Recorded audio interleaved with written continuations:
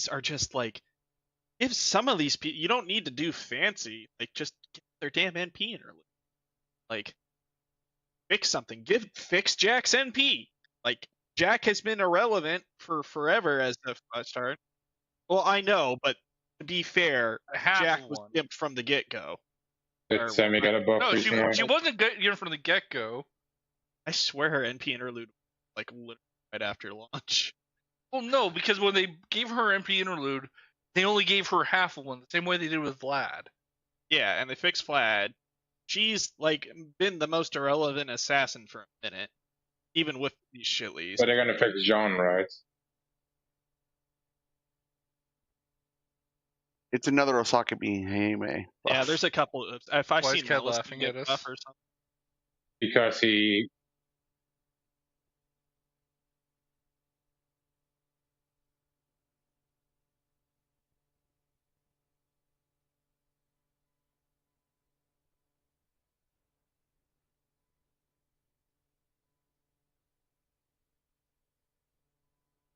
Probs is starting to end stream. Perfect. Yep. I think.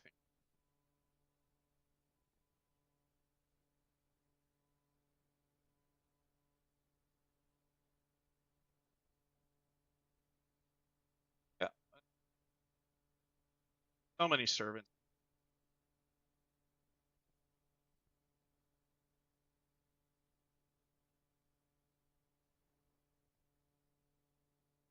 It was Berserker, yeah.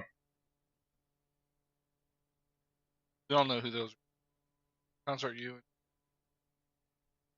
I'm gonna throw a wild one out there and say it's Musashi. Hey, the somewhere. rarity of the buff, or They just said they're class and rare.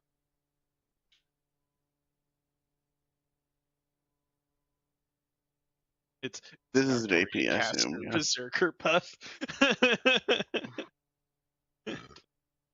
Berserker. What should be Berserker Vlad? Berserker Vlad could go something. Like, he could have another or something. Like, and he's got, what, hasn't he gotten 4 buffs? Yes. Wait, did they fix his charge vampirism? No, his charge was always fine. His bloodsucker was Alright. Surprisingly, like, I know Kentucky can be used, but I would like something. Hello, Trubs. No, the person who needs it the most is Nightingale. Fuck's sake. The problem is you have to think of it in terms of what does one buff do. Nightingale, 1 buff does nothing. So it's a start. It's a start. But it won't change anything. Change her human comprehension A to fucking make her, like, for 3 turns, negate Berserker disadvantage. That would help her immensely.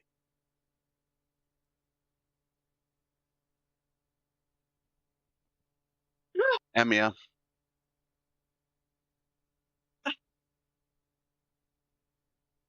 Yeah, I feel like 9.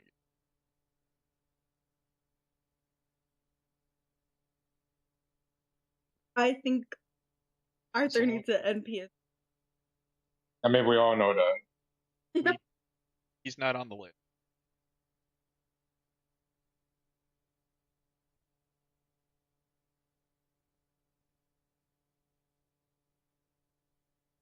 The Meg is the one for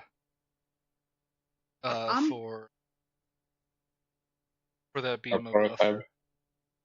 I'm not like his biggest fan. Not gonna lie, not my type.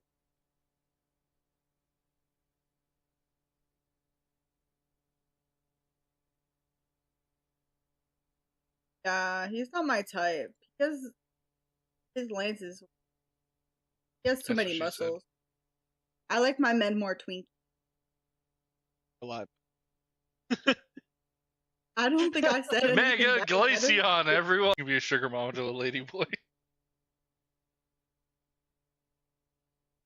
Don't worry about it.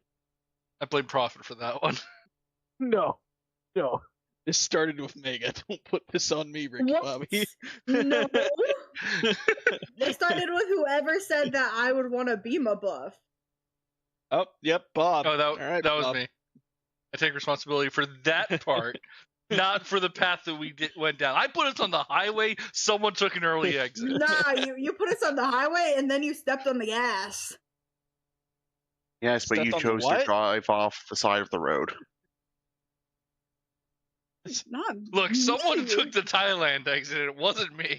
It definitely wasn't me. I was just saying that I thought. You didn't have to describe why. I think the issue was describing it.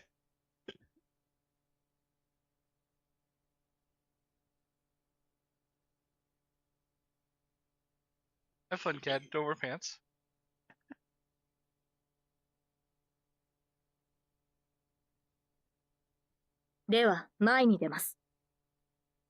Okay, hello chat. How's it going? Mr. Two Love Trouble, thank you for the raid. Welcome everybody. I just got the tweet live. I'm sorry you had to hear VIP and their unabashed shamelessness. Anyways. Okay. But yes, the tweet is live. Do me the favor, go give that some love. I also got 2 new videos out again today. Ready for FGO live action? Yes, I am. How was your stream, buddy? What are you guys up to today? I think it's a current song.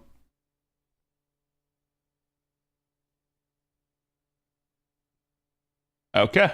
And we are good to go.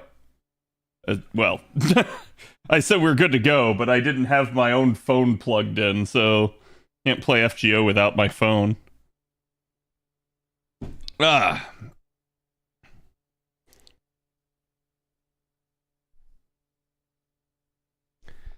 Hello, chat.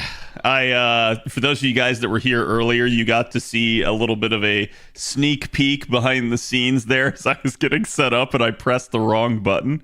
Here is today's artwork. Go give the artist some love. Characters Impossible Da Vinci sus. Ooh, interesting. Trump's finish OC3, yes. Look at Cad being all productive even during tax season. Yeah, it's actually killing me.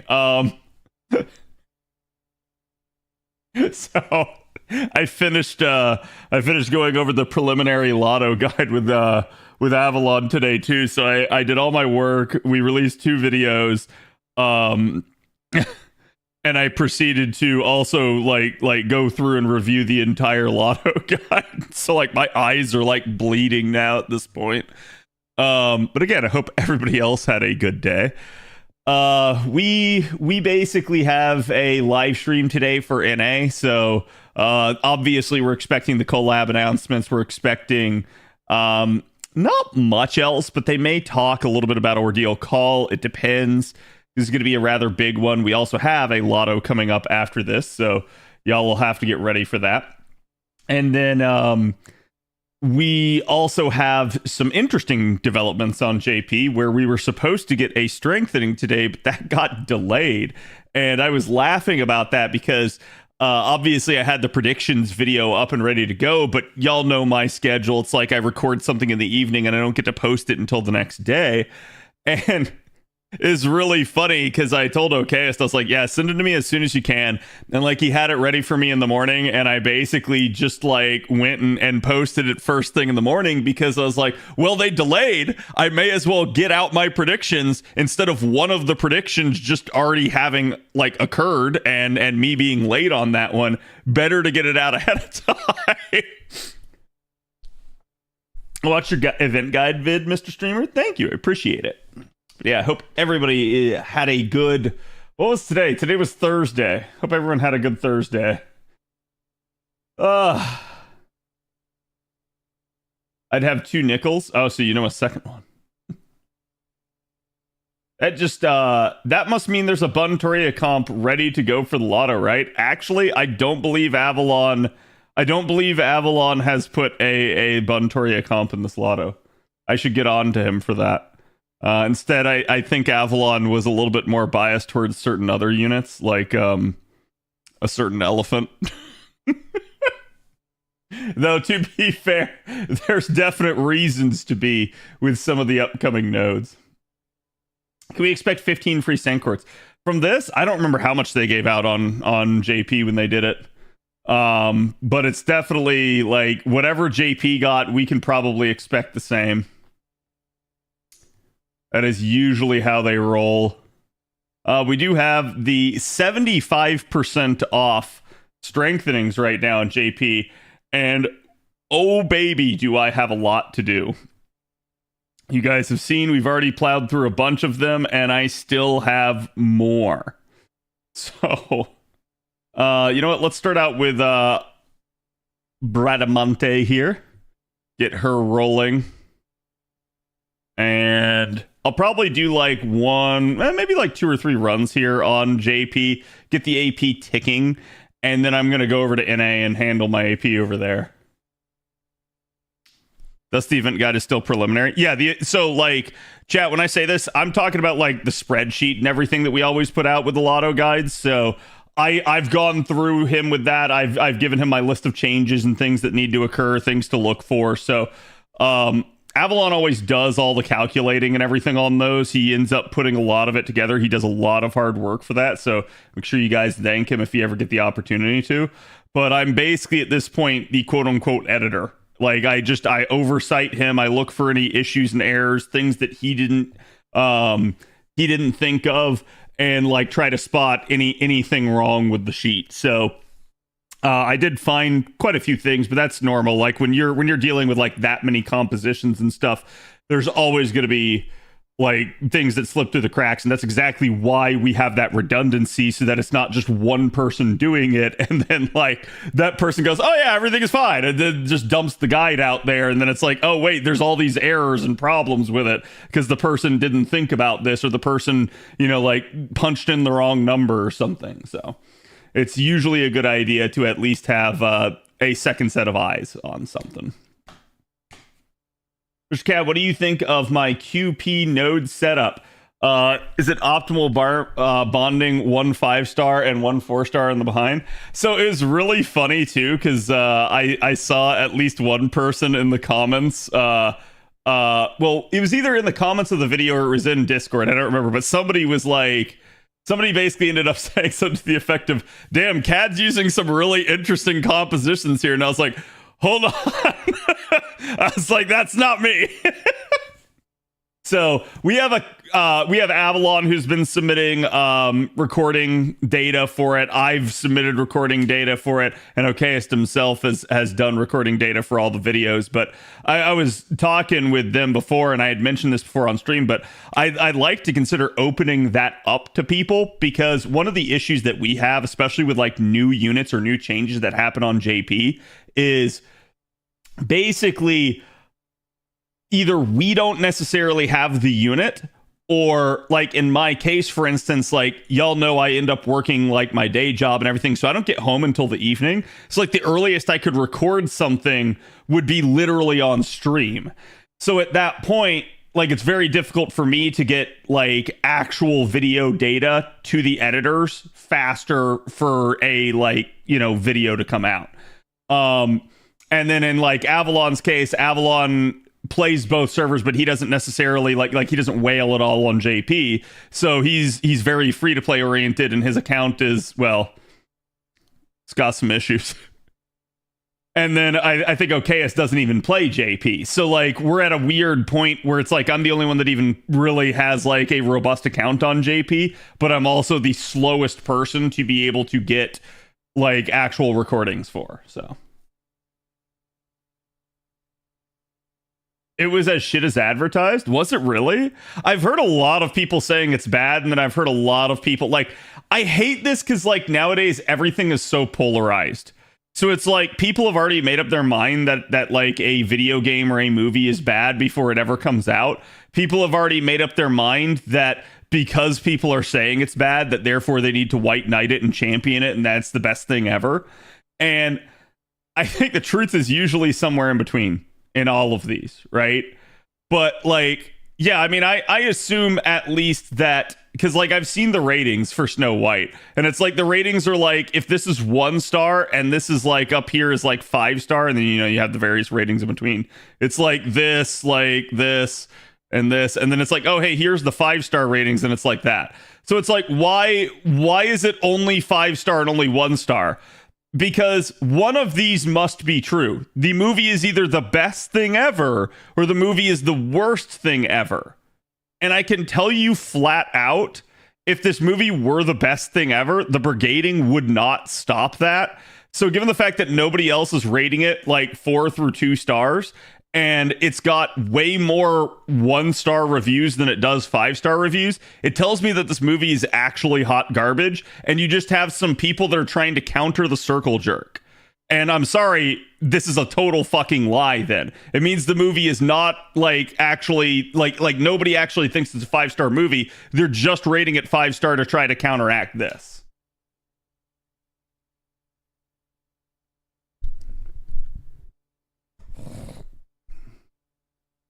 It's probably more that it only has the resemblance of being Snow White. Yeah, I mean, I don't know. I've heard a lot of the discourse about like things that the like actress has said that have pissed people off and stuff, but I haven't heard like what the movie actually has wrong with it. Other than I think like before the movie ever came out, people were upset over the CGI dwarves. People were assuming Gal Gadot was going to be terrible in it. Like, so I don't know, right? Like, I haven't heard from anybody that actually watched the movie as to like what they thought was bad about it. How much time is left for Draco? Draco hasn't even come out yet. She is literally going to get announced at the stream tonight. But that should be happening, what, chat, 9 o'clock?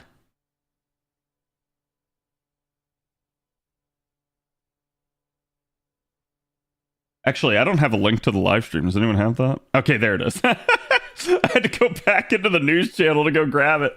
The live stream is in 85 minutes. So about an hour and 15 minutes from now. Actually, that's a weird time. Oh, no, sorry. Hour and 25 minutes from now. Yeah, okay. I was like, wait a minute. My brain can't math good, chat. I'm sorry. I'm from Spain? That's all good.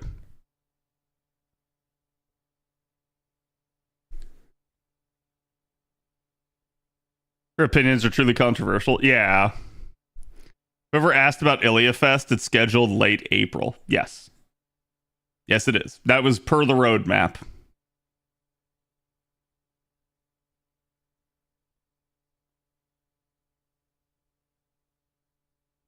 Too much math, kill the math. I get you, Cad. Yes, exactly.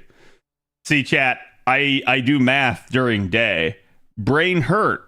Me no want do math. Me come home. Me murber. To drop by hard reset. Yeah, I don't know if we go down for maintenance tonight. I believe we do. So it's like whenever maintenance comes up for us. So you're looking at, yeah, it's probably like 9 hours from now.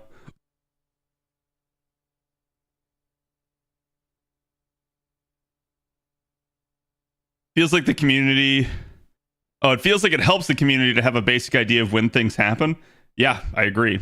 So if you guys remember when they put out the original roadmap, I literally pointed out that it wasn't a roadmap at all. And that was the problem with it, was they were just trying to warn you about upcoming event schedules. And I said they should have actually just given us a better roadmap. And then they did. And I was like, good. So I don't know if they heard my feedback or if it was just a like, hey, you know, we actually realized maybe through like other avenues or something that this was not as good of an idea as we thought it was. Let's do Archermia. Send my character in there. And let's go back to NA. Main is 5 hours tonight. Interesting. I want to know how lasagna ended up delaying a buff. I do too. I was talking about that on the community post on YouTube, but it's like it's really interesting that like you guys got to think about how many like hundreds of buffs have occurred in the game, and to my knowledge, it's the first time one's ever delayed a like update. So it's like it's really interesting when you start to think about like how that could be possible. Like what would have actually caused that? I think I've done all of my missions. Yep. So at this point, God, don't make me do his. None of those others matter there. This doesn't matter. So I think we go do LB7 free quest. But I've got a list of like things that I'm kind of hacking through right now, chat. And I'm trying my darndest to like just try to fix as much as I can or try to like get certain things righted. I have a couple of other people that are helping me right now too with some of that stuff. So it's going to take me a little bit of time. Don't expect everything to like fix overnight here, but I am expecting that, you know, post tax season, I should actually have the time to be able to sit down and fix some of this.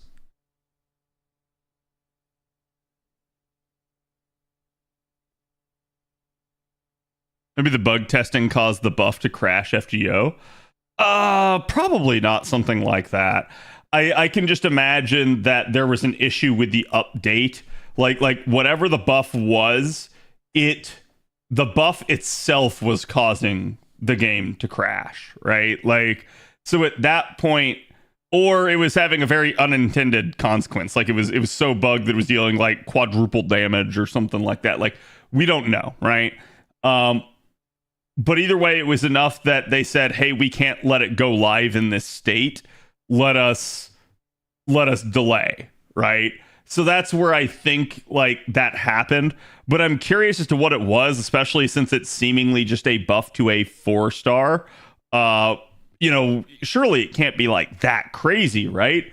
So I wonder though, like, is it going to be some sort of new type of function or feature that hasn't been in the game before now, and hence the reason that they weren't prepared for it, hence the reason that it maybe caused some sort of issue? Or is it just, you know, an update to an older unit and like the unit was like performing well beyond their expectations or something? I don't know. We're also getting a couple of early QOL with the Lilum Harlot events. We are. I actually forgot about that because I looked through the list of QOLs that we are getting, and they're kind of nothing burgers. There's really nothing to them. Like it's like, oh, okay, it's nice quality of life, but it's the most like minuscule of quality lives that you can possibly get, as opposed to it being like, oh, hey man, like this is like, oh, now you get pity on like every banner or something. Let me actually scroll back and look, but I'm gonna have to go all the way back throughout all of my stuff with Avalon here.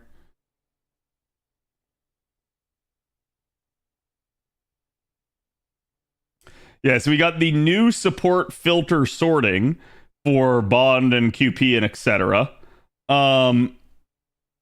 Okay, so that one may be nice because I think that will allow us to filter our friend supports for like, hey, I just want to see Bond CEs. Damn it, Avalon, what are you doing?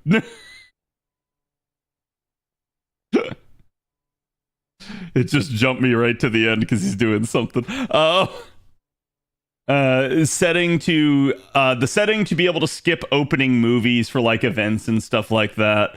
The auto party setup adjustments, which, if I remember correctly, that's just the tuning of like, you know how when you go in and you try to have the game set up a party for you, like hey, just fill all the stuff out. They changed some stuff to make that a little bit more like, what's the word I'm looking for here? Just like easy to function and use. Like it was smarter about how it conducted itself. Adjusted new CE filters on top of that. So just some additional ones that we didn't have before. Adjusted random Ascension settings. I don't remember what that one is. That one, I think, doesn't really matter in the grand scheme of things. And servants now will display attributes and alignments. That's really good. Now, keep in mind, chat, attribute and alignment, not traits. It will not show you traits. Don't expect it to show you traits. But that is going to be a really, really good one that's coming. So, like, don't get me wrong, they're not like bad quality of life updates. These are good quality of life updates. They're not like, oh my god, this is game changing. It's not like the biggest quality of life updates we could possibly get, right? And then the servant profile menu will have a shortcut, I believe, to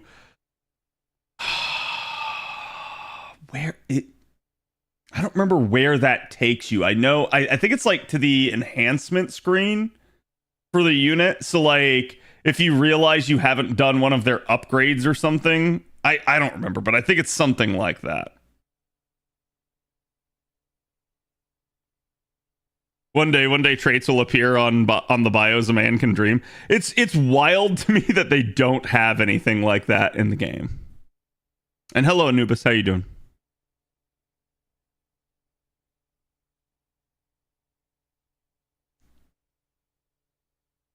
And improve the equal probability. It might. I don't particularly remember what that one was, because these are all quality of lives that have already like happened on JP. It's just one of those deals where it's like, yeah, I can't remember exactly what they were trying to do with certain specific ones, because I don't think it was that big of a deal. Like the bigger ones I do remember.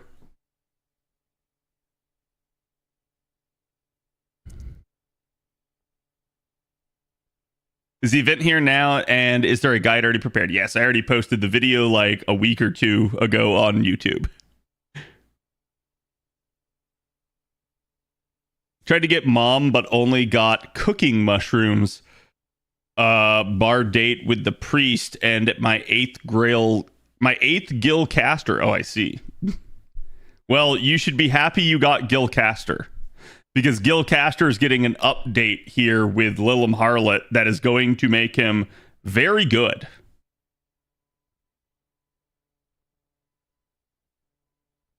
And Book Dragon, thank you for the follow, as well as Inkratos.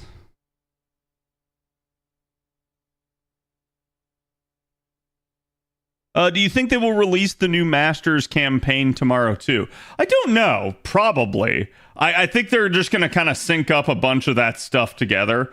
But we may see them either announce it here and delay the release of it, or they may just go ahead and lump it in. So we're not really sure what they're going to do on that front.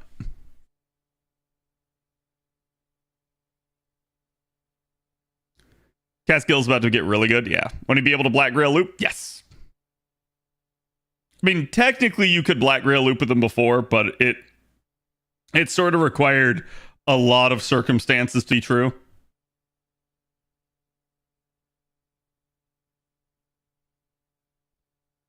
Whee!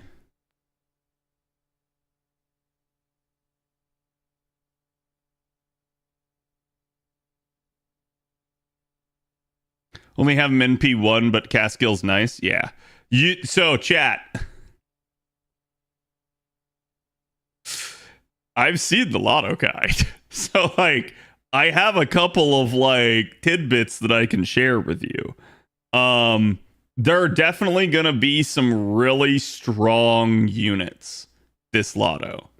And I highly, highly, highly, highly recommend that people... Like, we're going to try to get the Lotto guide for you guys out, like, ASAP here before the banners for Lilum Harlot end.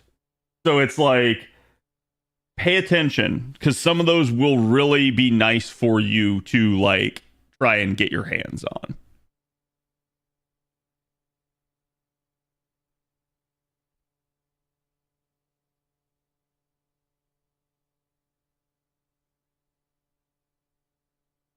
Waiting for the Salter buff?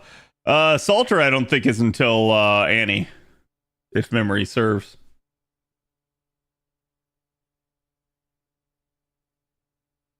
It's been a hot second since I heard this one.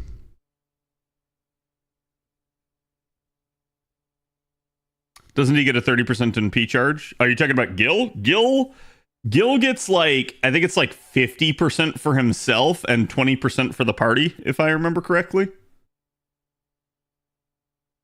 So it really helps him out. Tiamat's MP Gyat, yes.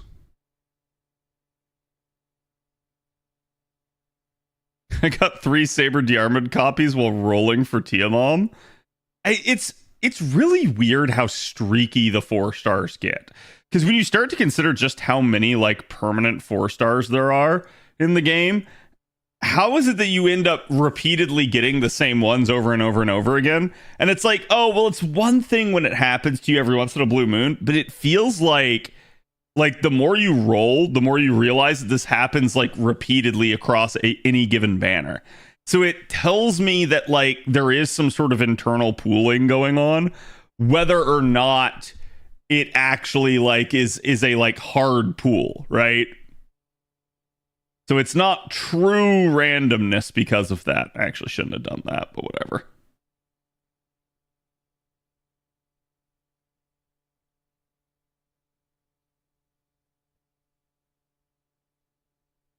Wait, is Mo getting buffed as well? Mo? Like Mordred? No.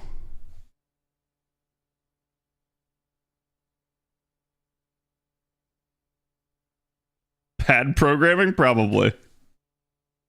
The missing 3 permanent 4 stars that I don't have. I don't think I'm missing anyone now. I think I have all of them. I think it's true randomness anyways. Hold on.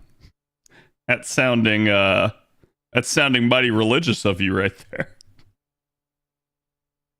Because you start getting into some like, yes, there's no randomness. Everything has a reason.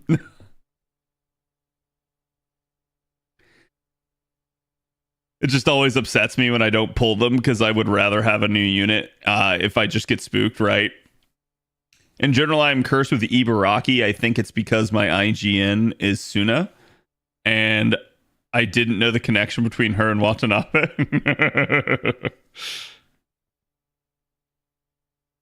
Oh, there you go. She's already bond 4 for me, chat. Actually, let me back out here because I probably need to get Cuckoo out of my back line.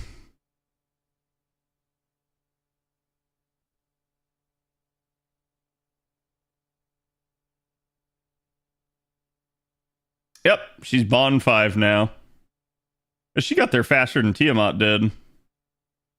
Although I think I've used her a little bit more.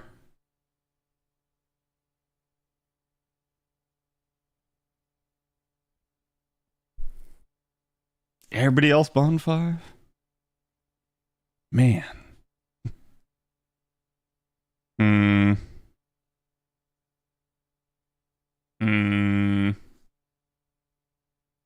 I could do some of the 4 stars here.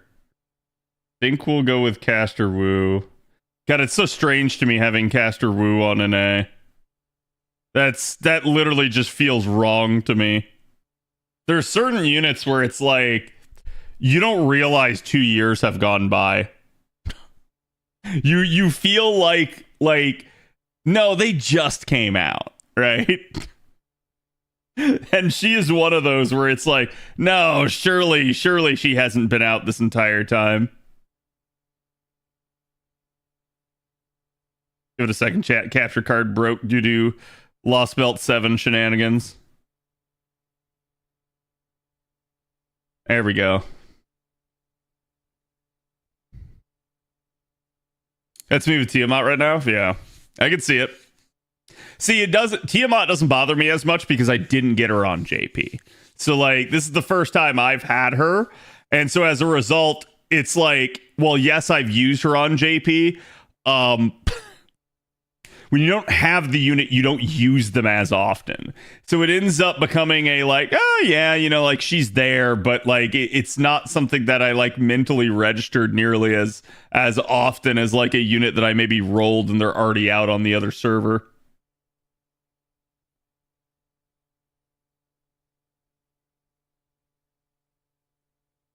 On the note of bond speed, I took particular interest in the speed between the 3 evocation servants. Had all 3 in the back, and there was a big discrepancy. Like in just getting them to bond 5, you're talking about? Because yeah, that is the thing. It's like certain units, their first 5 bond levels are like way different. Some units bond really fast, other units bond like really freaking slow. And especially between certain bond levels, like I'm trying to remember because I think is it Lotto where like it takes you forever to get through bond 2, but once you get through bond 2, bonds 3, 4, and 5 are like super easy. So it's like certain units, it's almost like they literally made them like tsundere with how their bond loadout works.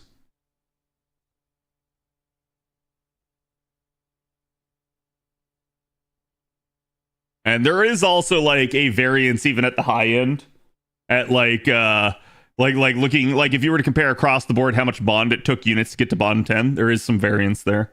There used to be a spreadsheet that had the total bond requirement for every single unit detailed. I'm pretty sure it's floating around somewhere. It may even be in my new player guide, but I just haven't seen it in a hot second. But I do know that there are some units that take more than others.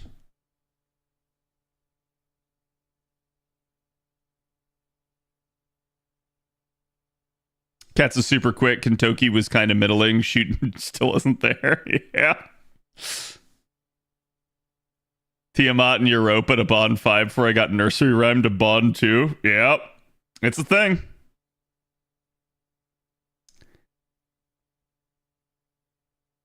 Talking about bond, I actually just got bond 10 with my Castoria. Nice. Who is it? I think it's my JP composition. Yeah, my JP composition has Proto Merlin in the back line, and I looked at that and I go, I'm not using her. I could easily get her out of here. I should just do that. And then I looked at how much bond, and I was like, oh, she only has like 100k left till bond 10. And I was like, fuck it, I'll just leave her in, and so I can get her bond C. So she's low-key backline bonding for me right now.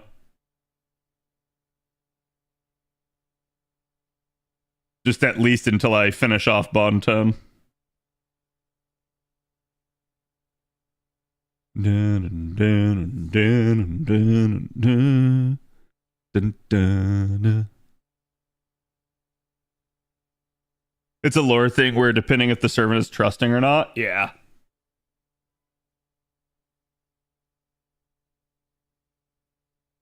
Like if there's just a place where enemies give more bond than normal, usually it's just whatever the most recent like singularity is. There will be that case with like the storm pod nodes. Storm pod nodes will give more bond than like anything else, but you're kind of limited on those because you only have the 3 that you can run a day. So to me, most of the time, the way it ends up working out is like, yeah, if you just go into like, so for instance, for an A, it'd be like Lost Belt 7. There's probably a quest in Lost Belt 7 that gives you the most.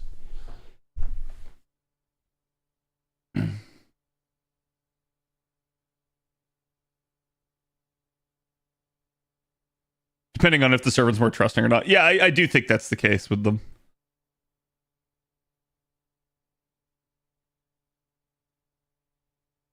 I think Kiyohime and Matahari are still the lowest amount required to bond. Kiyohime and Matahari. I could easily see Matahari because she's a 1-star. Kyo doesn't make sense to me since she's a 3.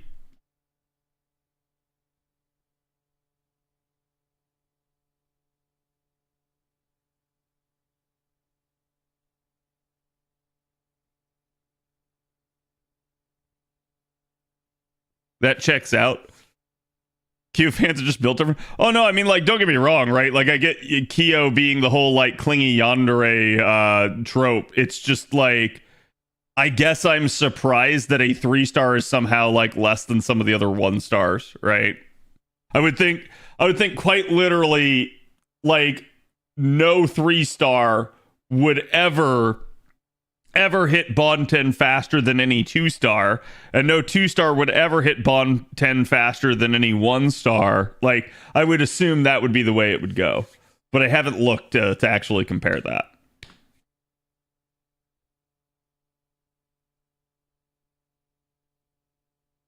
At least in the beginning, yeah.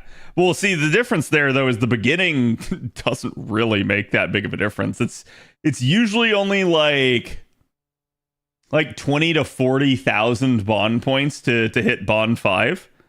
And while yes, that does fluctuate, like when you compare that across like needing like 1,000,000 bond points to hit bond 10, it's like, yeah, that's kind of a drop in the bucket, right?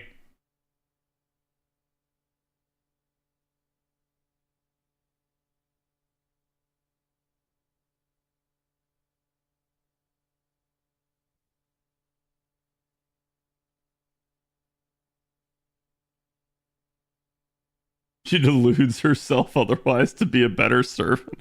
Yeah, it sounds like Kyo. She's already deluded, we know that. And my last one to get to bond 10. I think I've been done, with the exception here being Lancer Girl, Mary Anning. I think Mary Anning's the only one I don't know about bond 10. And they were all done prior to her. But I basically, like, I always save my my bond, my like, I always end up saving the low stars for bonding in things like a Lotto, where I know I have to take like a bunch of 5 stars into the comp. And it's like, oh, I end up having to take the Lotto Cs as well the entire time. So usually when that happens, you end up in a weird spot where you go like, oh, okay, now I don't actually have that much like available party space to bond anyone on the back line. So it usually forces you into taking MASH and then taking a 1 or a 2-star unit. So that's where I try to get as many of them as possible.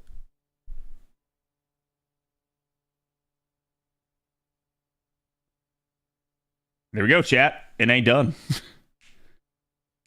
It ain't done, and that should help me stockpile a couple more of the sun scales, because Lord knows I needed it. Yeah, Jesus, I'm still sitting on 8. We're actually up at 80 of these. I might be able to start working on my Tez.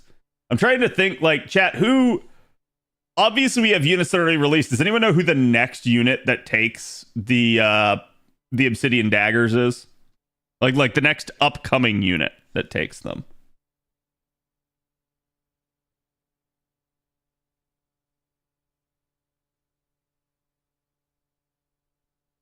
Is it Durga?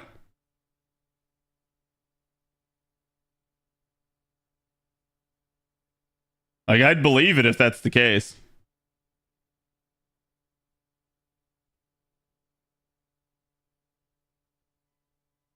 I don't need much of them. Yeah, let me double check.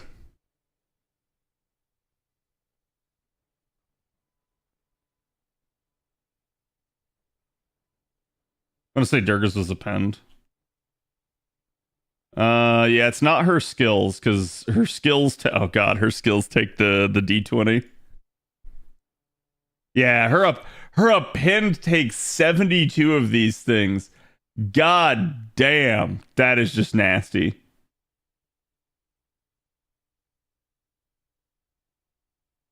Locusta takes 60 for her appends.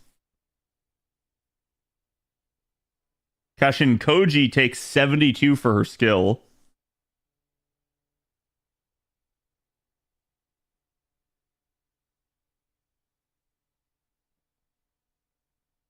Actually, it's not too bad. It looks like neither Draco nor Tiamat took any.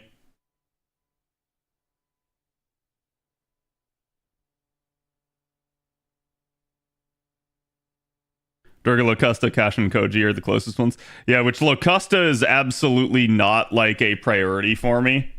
So at the end of the day, I should be fine. Like, basically, I'll roll Locusta regardless, and then I just, like, if I end up, it's like, oh, I don't have the Obsidian Daggers to do what I want to do. Oh, well. What do I care? I'll just sit on that unit, because I have plenty of other available options.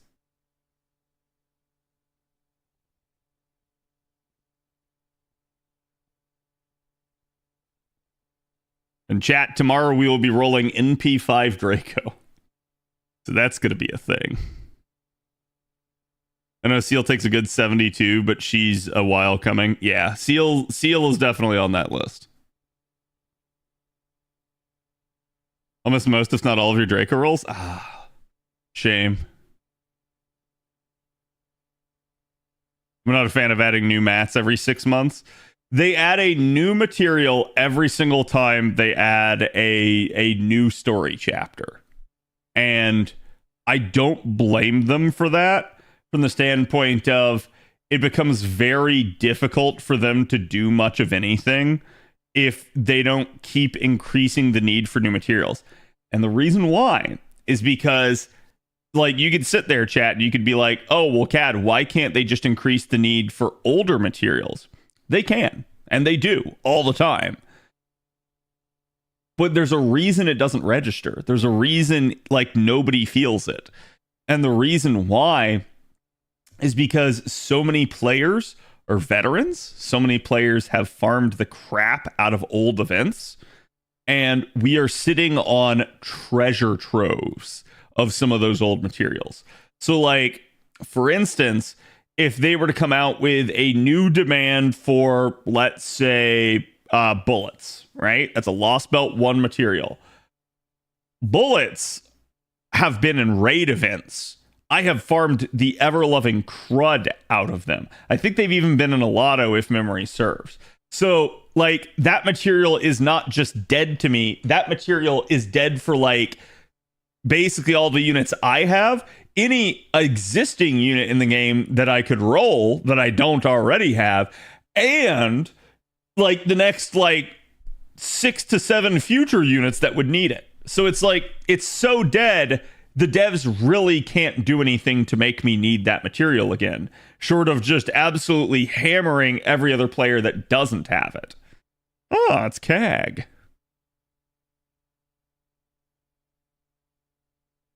But that's where it ends up just kind of being a weird thing.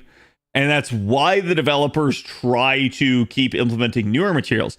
Because with newer materials, you can't have possibly farmed them. They didn't exist. So they know that you're not ahead on that material. So they just keep releasing them because it forces you to have to farm out new stuff for the new units. It quite literally keeps the treadmill going. And that's all they care about. If you don't roll the new units when the new mat comes out, you generally don't need to farm the new ones that much. You're right. You're absolutely right.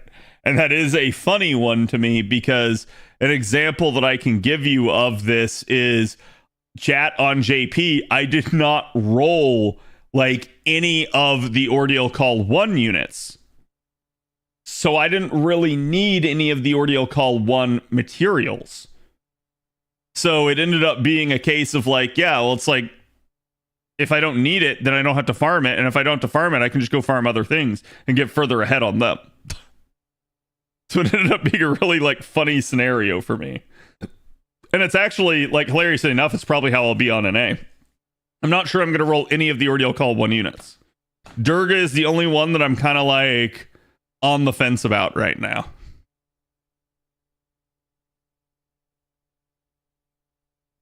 Did you change your ad settings? No, I did not. Let me double check just to make sure.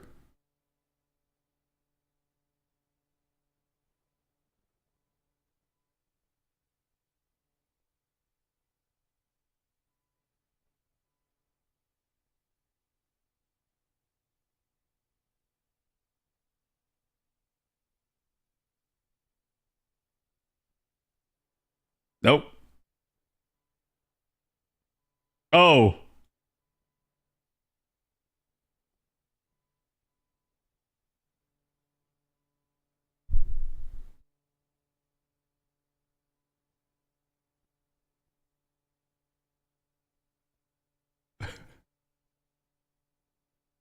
Oh.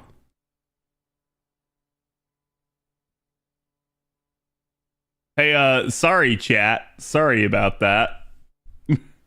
So we were showing this yesterday.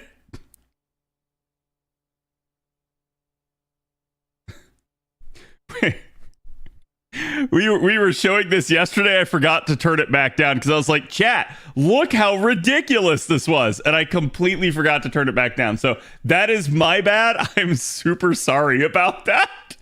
Well, this stream's going to make some ad revenue. Hell yeah. That's funny as shit. I cannot believe I left that on. I'm sorry, chat. How was the adpocalypse? Because holy crap, I'm amazed any of you are still watching. This is why I keep my Prime. True.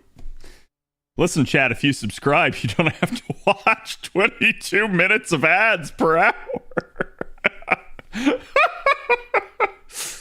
Oh, God. I'm sorry about that.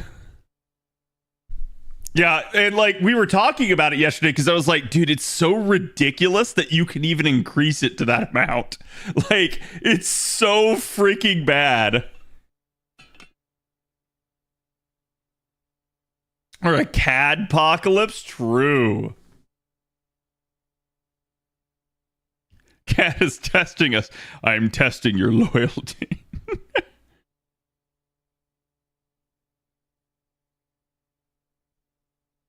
I bet I neck myself instead, pretty much. And Naru the Cabot, thank you for the gift to Flair. Appreciate it. Now Flair doesn't have to watch any of them, but thank you, Flair, for saying something, because if you hadn't said anything, I would not have realized. Like, somebody probably would have eventually complained. But here's the thing, chat, and I'm dead serious. I am so used to people just complaining about ads that I would have seen yet another ad complaint comment and I would have just been like, whatever. Because that's how it is. Like, even if if I were to turn the ads completely off somehow, Twitch would still run ads on the channel and people would still complain. I have learned this. So it's like, it's one of those deals where it's like, I've learned to just tune out people complaining about ads because it's constant. Everyone always complains about it. So it's like, it would have been one of those deals where everyone would have been complaining. I would have ignored it unless somebody had actually spoken up and been like, hey, did you change something? That's exactly why I went to go check, because you never know. Sometimes I do a dumb like that. I'm sorry about that. Okay, who do we want next? I could go with Dioscurry. Yeah, they did buff Satanta. I forgot about that. When is the live stream, by the way? Should be in like 50 minutes. Yep, 49 minutes. And counting. You know what, chat? I should be smart here. Do I have any 4-star assassins on this list?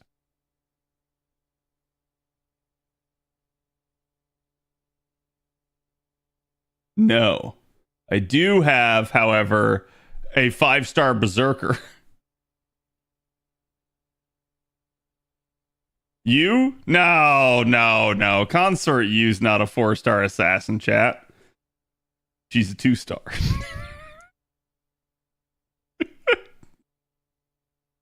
I'm sorry. So the other issue here, chat, is my eyes are like freaking bleeding from work. So I am just oblivious at this point. Think we can gamba on how cringe the live stream will be? How do you even rate something like that, though? Like, they're always cringe whenever Albert's running them. And I don't mean that as like an insult to Albert so much as like, it's just the way things are. Whenever JP does run them, they're way higher quality. Whenever it's like just the NA staff running it, it's definitely cringe. It's like, it's not bad, it's just cringe. Even the strengthening had to get delayed. It's so goofy. Yeah, like I said, I thought Consort U is definitely one of them. I think Trubs was saying that as well, because it's like, it's entirely possible that like it could be some sort of wonky buff, and if there's anybody that's going to get a wonky buff, it's going to be Consort U. like out of the 4-star assassins. So it makes a whole lot of sense that like that could be the potential delay.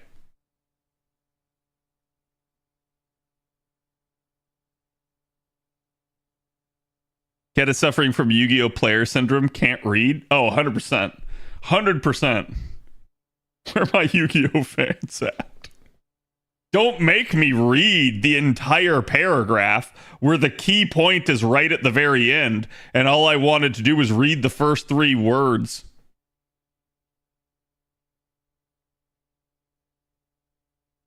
I don't mind the other guy, but Albert's just cringe. Yeah, I don't mind Michael either.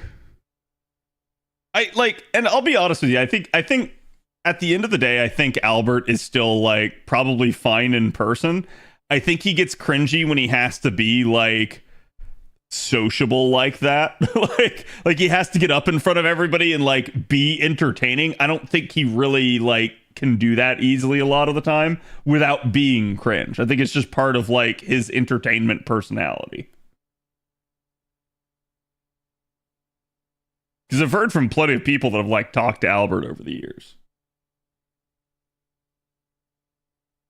Unless they randomly decide to take the stun from Oki to Assassins NP. Dude, so I was laughing because I was like, what if, chat? What if? Right? What if this is all a clever ploy by La Single to delay this first buff because it's actually a double buff for 1 unit?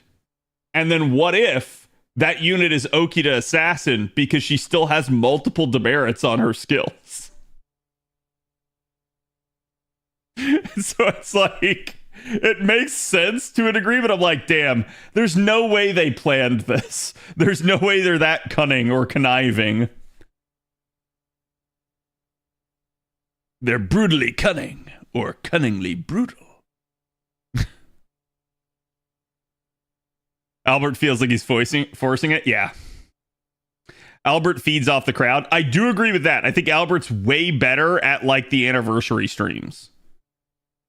But maybe he also just like takes drugs or something before that. I have no idea.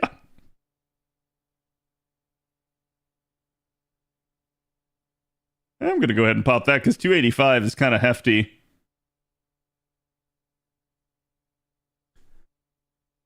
Remember people reading the card explains the card? What? Except in FGO because the game doesn't explain shit. Oh, okay. There you go.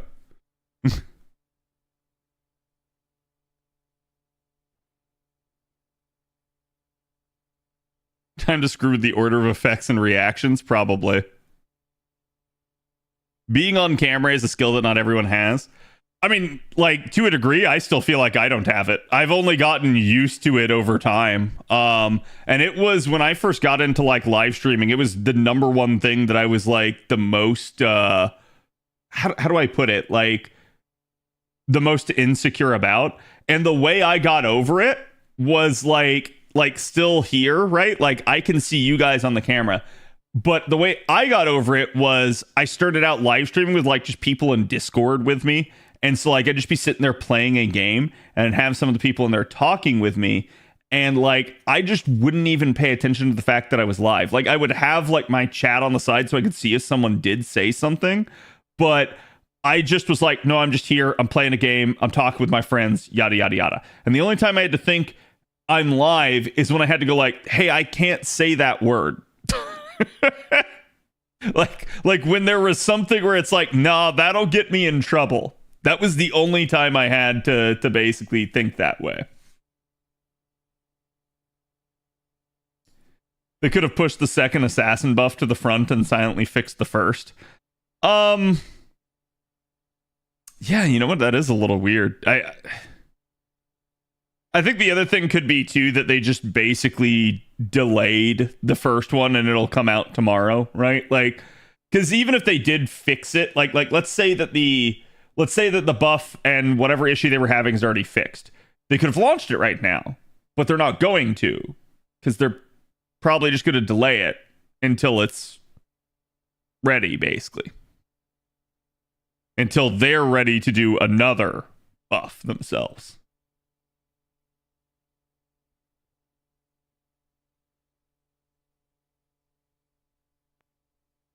Cad using gamer words. Yep. Listen, chat. I've used many a word over the years. Okay. Yeah, they're adult words. And I'm gonna say this. My personal stance on this is that it doesn't really matter. Like, you should be able to say whatever the heck you want.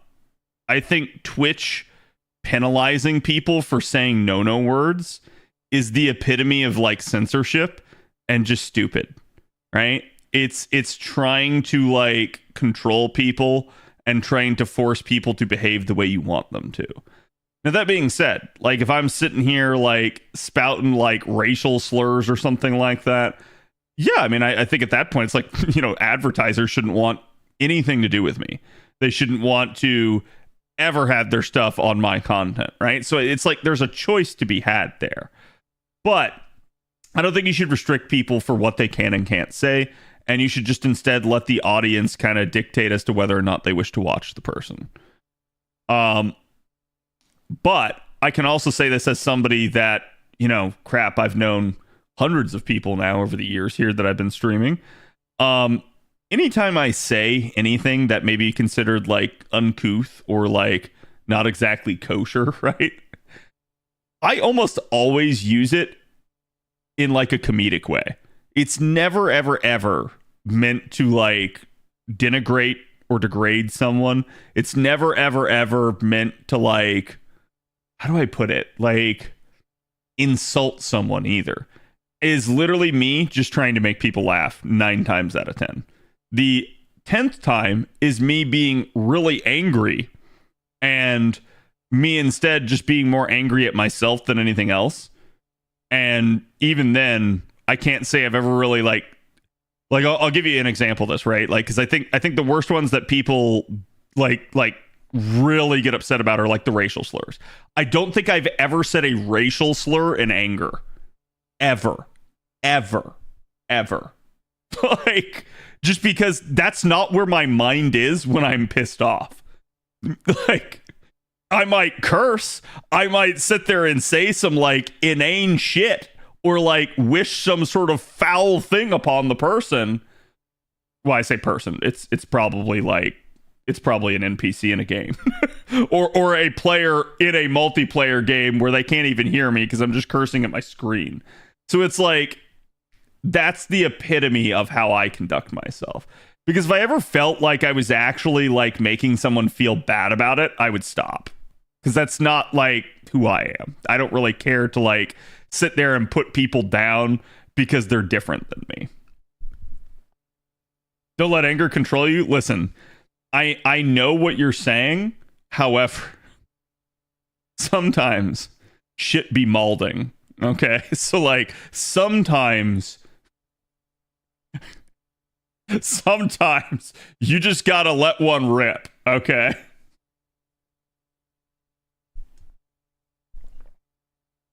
I won't be racist, but I curse like a sailor because it's what I've known all my life and it comes out. Look, chat. I can't say that like in VIP there haven't been like some jokes made from time to time that someone might consider racist. There are. But it's just like usually it's like guys being guys, and 9 times out of 10, whatever gets flung one direction gets flung right back the other direction.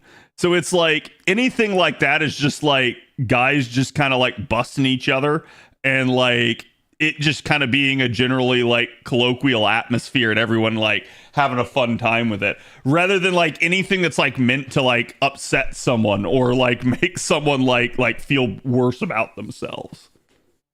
And we've had like, I can't say there haven't been like arguments and stuff in VIP. There have been like over the years, there have definitely been certain things. However, here's the thing I'm going to tell you, chat. Over the years, I have had arguments with people in VIP. I have had like knockdown, drag out ones.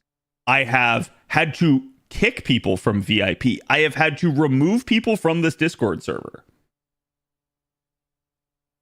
Every single one of those times was never over like anything like what we're talking about now. All of those were due to some like stupid bullshit drama or like somebody that just like, man, they were like, how do I put it? Like I don't want to say like holding a grudge, because that'll make it sound like, oh, well, they were upset over things you'd said in the past. It's like quite literally like differences of opinion where a person couldn't let something go and started getting like vindictive with it. Like not anything like where it's like, oh, you said a mean word, you said a sweary at me. Nothing like that. Like that has never happened as far as I know of in like VIP or anything like that. And I would also like just to just go ahead and get out way in front of anything that ever could happen. If anybody ever feels that way, come talk to me. I am happy to have a conversation with people. In fact, there is a viewer that, as far as I know, no longer watches me, but I believe is still around the FGO directory somewhere, that once approached me.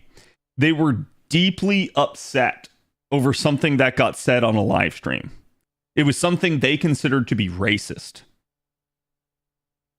I wasn't the one that said it, just FYI. But they approached me because they knew that I knew the person that said it. And chat, I'm going to also tell you guys, it's nobody that like any of you know. So like quite literally, this was about another content creator. And they approached me because they knew that I knew the person. They were like, you need to talk to them. And I was like, what the fuck? Like, why am I getting dragged into this? But I did. I went on behalf of that viewer that was a mutual viewer, and I talked to that person. And I got that person to basically apologize. And it was really funny because I will never, ever, ever in my life do that again. Because I literally got the other party to apologize. The viewer that was like super butthurt refused to accept it. And not only did they stop watching that person, they stopped watching me. Despite me having not been the person that said the thing, and me, if anything, trying to help the situation and trying to like get them to apologize to them. So that's where I learned. It's like, I just don't deal with anybody that traffics in racism like that. I bet they're watching now. I bet they're not. But that's the entire like thing that I realized there. I learned those people just want to be upset about like anything, and they will. It's like it's almost like they're wielding a shotgun. They will just literally sit there and be like, "No, you're somehow responsible for this," and I'm like.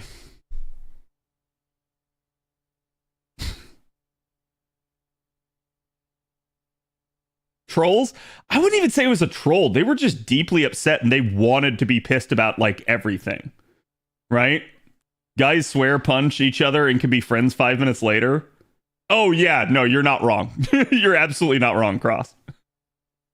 And like, it's been really funny for me too, because over the years, the people that I've had to like cut out of my life were people that I tried repeatedly to offer like the olive branch to, repeatedly to try to like mediate on behalf of, and repeatedly to try to like mend bridges for. And then I see, like, this is the difference between me and my father. My father's a great man. I love my father. But my father, if he has one fatal flaw, is that he will give people way too many chances. Whereas I will get to a point where after like this has happened anywhere from like 3 to 6 times, I'll get to a point where I'm just like, you're not going to change. This is just who you are, and you're going to keep doing this. And that's where I just go like, all right, I'm done. I'm not dealing with this person anymore. And I usually tell them that before I ever like burn the bridge, before I ever cut them out of my life. I will end up telling them and be like, all right, like, I warned you, you can do this, but if you do this, there's no going back. And they do it. And then you're like, all right, we're good. It's like, I'm not going to keep being held hostage by people. Sometimes it's even family. Happened to me. Yeah, it's rough. You dodged a blow with that one. Oh, I definitely did. Like, knowing what I know about this person, The only reason, and I'm dead serious, chat, the only reason that I even decided to help that one person that one time was because I felt like it was going to blow back on me if I didn't. Like, I felt like they were going to be like, oh, see, Cad's like defending this person. And like they were going to start talking like mad shit. And I was like, so fucking stupid, dude. But I've learned it's like, let the person do that at that point. It just reflects way poorer on them.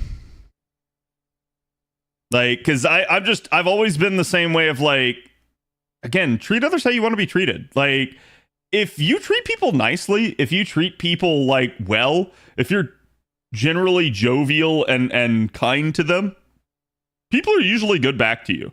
Not everybody. I've definitely seen some motherfuckers that like, they have attitudes. They just really want to like assert themselves and stuff. But I've also learned, and this has been the most amazing part about like being an adult and growing up, chat. You learn you don't have to deal with those people. You quite literally could just go like, nah, you're toxic. I'm not touching that with a 10-foot pole. We got about 6 strikes with Cad. No, not always. It depends on the severity. You might only get 1.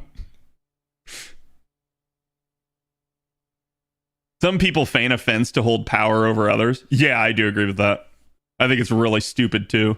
I have seen people try like, so I've literally seen like party A and party B having an argument, chat, and I have literally seen party C try to make it about themselves. And you're sitting there, whenever you see this happen, you're like,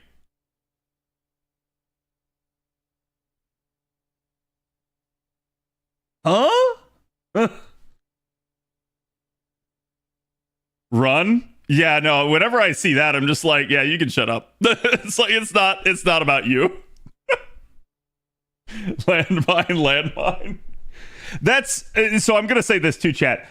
If you ever see that, you should run, because that is the typical behavior of a narcissist. Yeah, I was going to say, it's like 100%. I have had the misfortune of having to deal with at least 2 different narcissists in my lifetime. It sucks. Don't like I'm not talking about somebody that had some narcissistic tendencies. I'm talking about people that literally were narcissistic, like 100%. Like, one of them even told me, he's like, oh yeah, I've literally ended up going to like a psychiatrist for this because of how narcissistic I am. And I'm like, why are you bragging about that?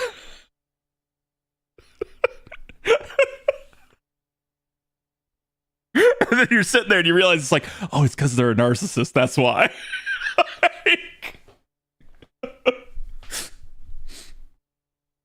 It's an A and B conversation. They need to see themselves out of it. Yeah. The first step is to realize it, pretty much.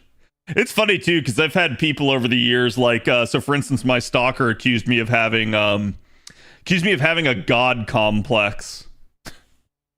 And I was like, what? I'm like, how do I think that I'm a god? How do I act like I'm a god? Like, oh my god, I'm literally, I talk about this crap all the time. How like, you know how like nowadays, like modern days, like no one will ever admit that they're wrong about anything. Like everybody's always like, no, I'm right about everything. Like, I think we all do it to an extent, but I'm like, one of the things I always try to do with you guys on stream, I always try to admit if I feel like I fucked up or if I feel like I was wrong. Like 100%, I try to be as accountable as possible to you guys. And I'm like, wait, that's not something a god would do. Like, if I had a god complex, I would think that I would never admit to any wrongdoing. I would always just assume that I'm right. Like, again, it's quite literally like being a narcissist where it's like, oh, everything's about me, yada, yada, yada. Like those 22 minutes of ads. You're right. You got me. But no, that's a great example. I literally, the first thing I did when I realized I showed you guys my fuck up, I admitted I did it and I apologized for it. So it's like, it's the complete polar opposite basically of what anybody that actually like thought that way would do. Like, if I actually thought that way, I'd be like, what's that, Flare? You're getting 3 minutes of ads every 5 minutes? Pfft. Should watch more ads. Like, I wouldn't have even like acknowledged the fact that that's a thing, right? I would have basically just been like, what's your problem? Why aren't you watching ads for me? I didn't hear any apology. I was still in the ad waiting room. I'm sorry. There you go. A stockbroker should probably be the last person to talk to anyone else about Complex. Yeah. You're one of the few people who are actually honest. I try to be. I really do. Like, I think, and part of this goes back to one, how I was raised. The other part of it, I think, has to do with like me throughout my life and the relationships that I've had with people. It really pisses me off when people lie to me. It really pisses me off, basically due to the fact that I've been cheated on before. So it's not a good time. And because I've been cheated on before, I've become kind of a human lie detector. Most people don't think that's the case. And then they try to like lie to my face. And then they act all like defensive if I call them out on it. So it's probably one of like my bad habits is I will call out liars 100% of the time. But that's because I know when someone's lying and it's really easy to see. And I know that if I don't say something, they will continue to do it. So it's one of those deals where it's like when you don't want to be lied to, you kind of have to say something. But a lot of people nowadays, again, it's like, oh, I can't admit any wrongdoing. I don't want to be caught in the lie, right? Not a bad habit, just filters BS out. Yeah. I love how Asmongold's at war with Twitch over the ads and channel monetization. He's been at war over that though, hasn't he? Like didn't he finally end up like partnering himself again on his like secondary channel? I feel like that was a thing, but I don't remember. I don't watch Asmon often enough for that to be a thing. I'll occasionally watch Asmon when he has like a really good video on certain like gaming topics.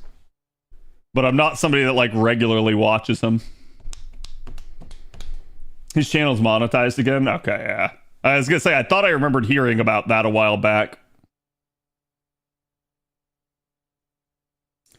If you don't want to be caught in the lie, then no, don't lie. Yeah, it's kind of funny, right? Like, and I get it. It's like, I don't think it helps me make friends, right? Like, I think when I do that sort of thing, it probably like pisses people off and like, well, fuck Cad. I don't want to deal with Cad. But it's also like, at least then I'm usually surrounded by people that don't do that to me. Like the people that I have learned over the years that are my good friends are usually people that I don't think lie to me. They know to be honest with me. And some of that's been hard fought. I think like there have been arguments over stuff like that over the years that I've had with my friends. But I think they've learned at least like it's easier if they're just honest with me and transparent rather than if they like try to hide something. The more they hide something, I know they're hiding something and it's obvious they are. And like, it's like, if you just tell me, I have no issues. But it's like when I ask a question and you deflect, that immediately like sets off like a warning in my head. My head goes like, why did they deflect right there? Was there something there? And so it's like, that's the unfortunate side effect that my brain has after getting cheated on. My brain will always sit there and question that what if, right? And it's like, it's easy to get beyond that, to be able to trust people to an extent. But there are certain times where you learn, especially the more you know people, you learn when you like can trust them and when you can't trust them. Sucks, but it is what it is.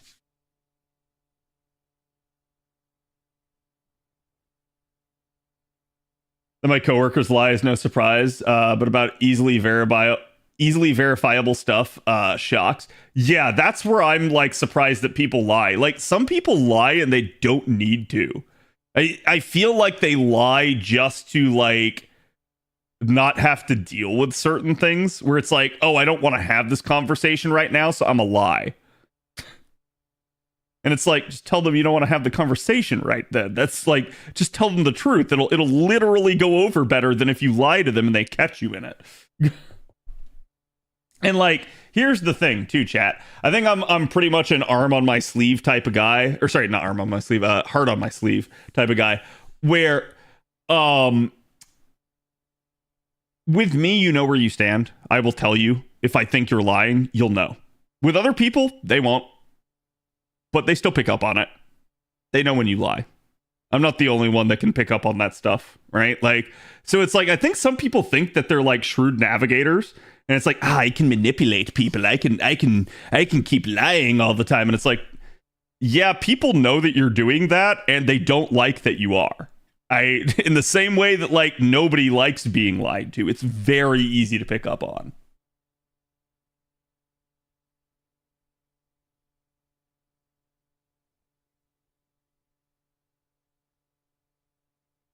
Particularly when they'll just keep doing it no matter what I say. Yeah.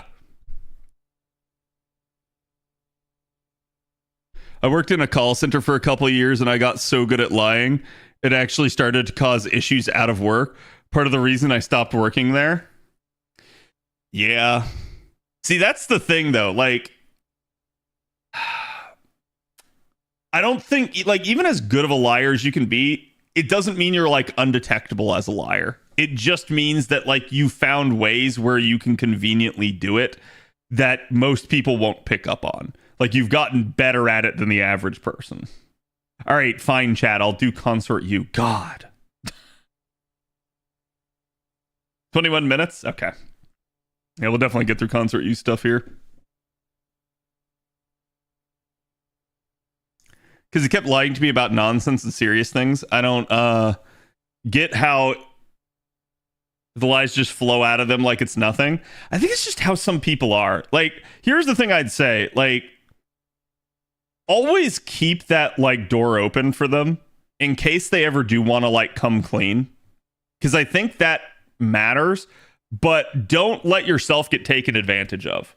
Because I've learned usually the reason a lot of people will be, like, profuse liars like that. So it's not like, oh, I just told a little white lie here. It's like, oh, they lie about like everything and they lie constantly. They're usually very manipulative. They want to do that purely to like be able to take advantage of people, to be able to like manipulate the situation to their benefit. So it's like, be very careful around that sort of person. Just absolutely, it's like you shouldn't shut the door on them, especially if they do like if they're trying to turn over a new leaf or something. But you should still like keep your guard up a little bit. Like, don't just necessarily like trust them.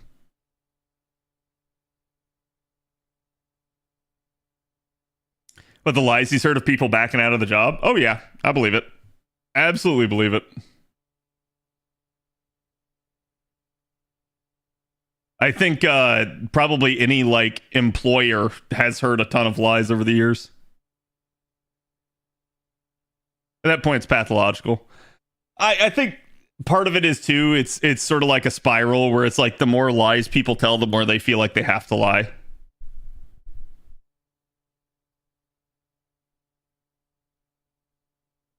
I'm a shift lead in retail. You wouldn't believe the sort of lies I have to deal with. Oh, no, I can believe. Because quite literally, a couple of my friends work retail, and I hear their stories all the time. So it's like, I can imagine.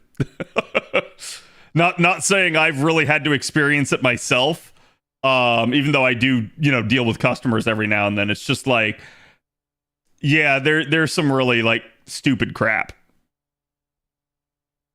Sometimes they lie so much it becomes the truth. See, that's really funny though, right? Because I think it only becomes the truth for them. Kat, thank you for the class score video. I finally got around to watching it the other day. It was very helpful and very informative. Glad it helped. All right, it's the whole reason I tried to get it out. I knew we were going to have Ordeal call coming up, but I was like, oh, wait, we've got like Little Harlot. We've got the Lotto. I was like, I'm not going to have time to do this. I was like, I better get this done ahead of time. And I'm really glad that I did, because that's absolutely been the case. Fake it until you make it somehow became less about manning up and more about flagrant resume errors. You are not wrong, Zerebus. I have straight up had a coworker do that crap. And he absolutely believed and frequently told me that line of, you just gotta fake it till you make it. I'm like, He is one of the worst people I've ever had the pleasure of meeting.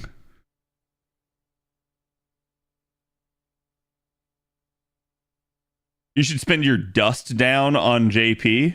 What do you mean? Like my Stardust?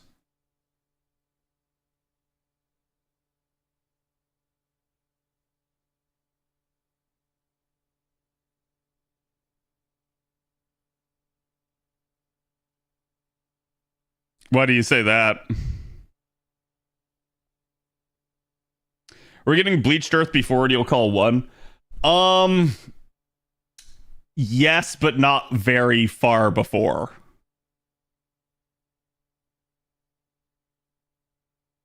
It's 100% worth and your carding goes crazy. Oh, I know, but like the whole reason I have a horde of dust on JP, it's because I basically end up with like all of the dust and none of the like other resources that I need to be able to spend it down.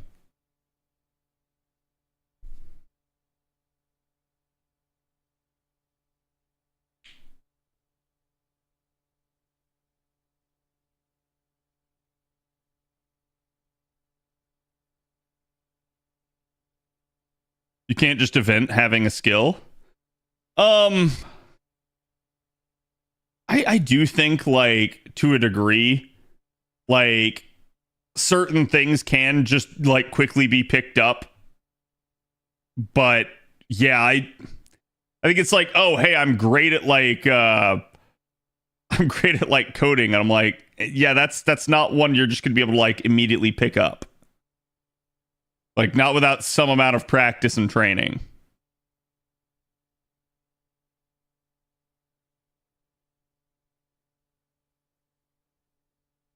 Prioritizing class score resource wise myself as a global class buff. I don't think there's anything wrong with that.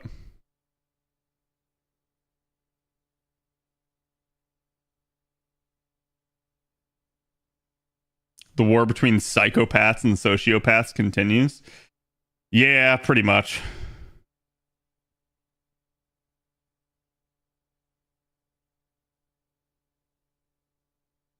I'm great at coding. Just use AI. Say you did it. I think I saw somebody make that claim the other day where they were like, oh, I easily got a job just using like AI. I did see like a YouTube short or like a story or something about someone where they like, I think it was something the equivalent of like, they're like, oh yeah, I actually ended up like working at this job and the like I used to care about the job. I used to try really hard. And then the like, basically I ended up like, I think he said something to the effect of he had to like finally like get some fixes for some broken equipment. And he went to his lead and the lead refused to like hear him on it and wouldn't give him any of the fixes. So he just stopped caring and basically just phoned it in and nobody ever checked in on him. And then the lead got fired and then he got promoted to lead and then he fixed the issue. And then at the same time, he hired new people. And then he ended up like basically doing nothing after he got the new people because there just wasn't enough work. So he had the new people handling everything for him. And he just sat there kind of like with his thumb up his ass, just like phoning it in every day. And then he ended up getting like a raise because of it, because his department was doing so good, supposedly. It's like, what the heck, man? How do I get a job where I just like don't have to do anything?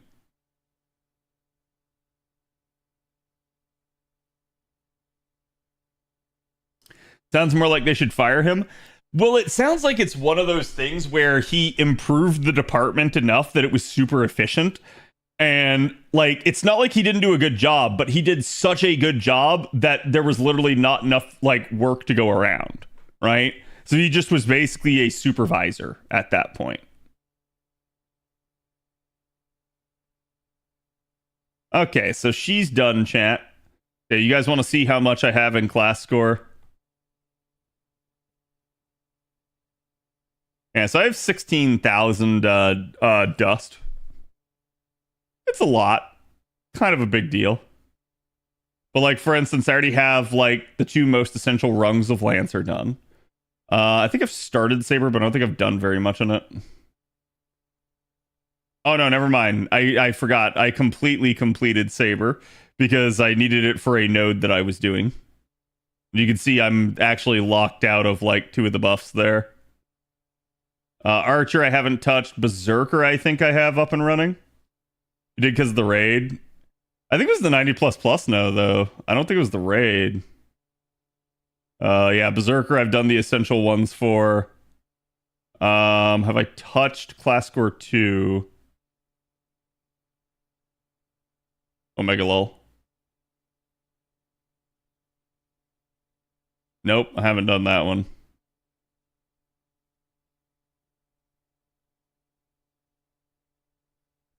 I probably... So, like, here's the other reason I hadn't been touching it. I was really low on dust for a while there. And I'm kind of still waiting on another unlocker. But it's going to be this one. This is going to be the one that I touch next. Because within reason, when Ordeal Call 4 comes out and completes, we will get Ruler. And Ruler, out of every single class since class score came out, Ruler is the one I've wanted class score for. Because so many of the rulers end up using like all of these buffs for carding and stuff like that. So this is the one where I was like, man, I really need to get this this one started.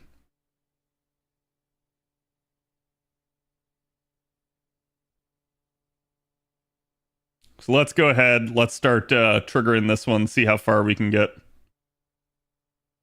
This will show you guys a little bit of the class score process. You can see it takes materials. I'm just kind of plowing right through here. Actually, hold on. Am I headed the right direction even? Oh, this one's inverted. I nearly went all the way over here, and there was no reason to. I'm very glad I pulled off of that. So basically the way this one goes is I need to go right here. And that'll lead me to the NP damage one.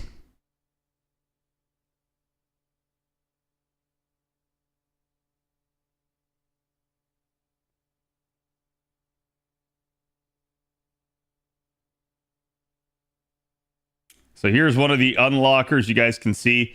Basically just get it for free. I have 14 of those suckers. And actually, like... They should have put way more of the base unlockers than anything else.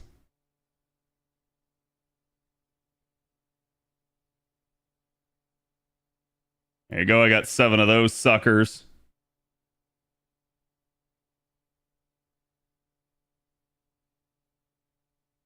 Does it cost QP to do this? Yes, sometimes. So, like, there you go. Cost me 8 million to do this node. And you guys can see it takes statues and monuments. And there goes my last max tier unlocker. This does not apply to rulers yet, but once we get the unlock for it at the end of Ordeal Call 4, it will. Let me see what else I can touch here. So you can go like, actually, can you? No, it is disconnected right here. You can't go completely around it. What? But I can get myself up to the next point where I could be able to touch the next unlock. Crappie's lame. They give the follow.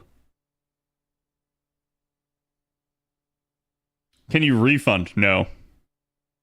Though, to be fair, like, would you really need to?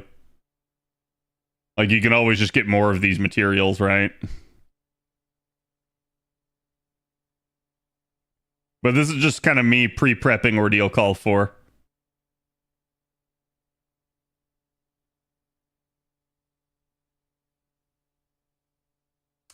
Okay. Still got more there.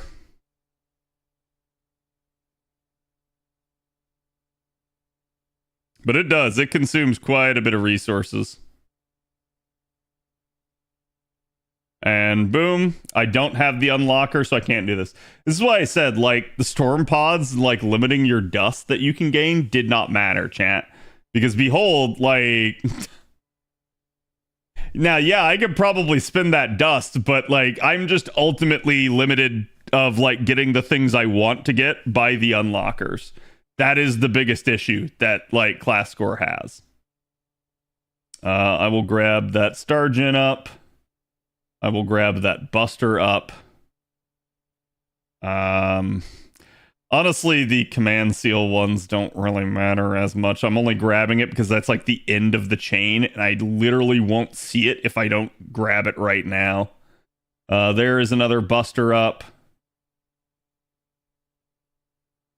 So you'll see me like sometimes go for like certain upgrades just because I know it'll benefit certain units a little bit more. And eventually we'll have like all of this stuff done. See, there's Buster crit.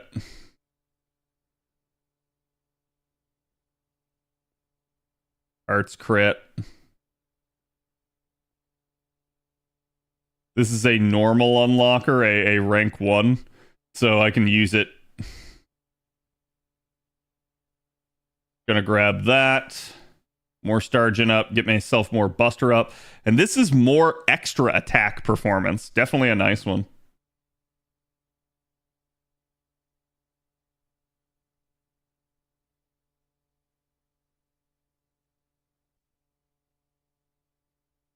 Okay, that is a yellow one. I only have a couple of those, so I won't touch that.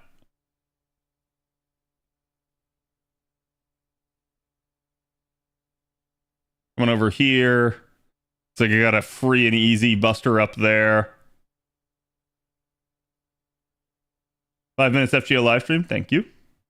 I'll switch in a couple seconds here. Same deal there. I'll grab that one because if I don't, I won't remember.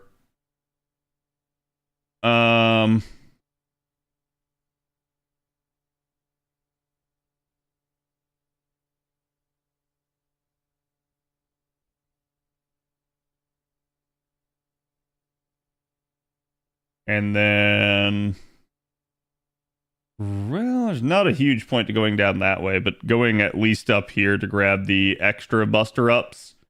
Definitely nice.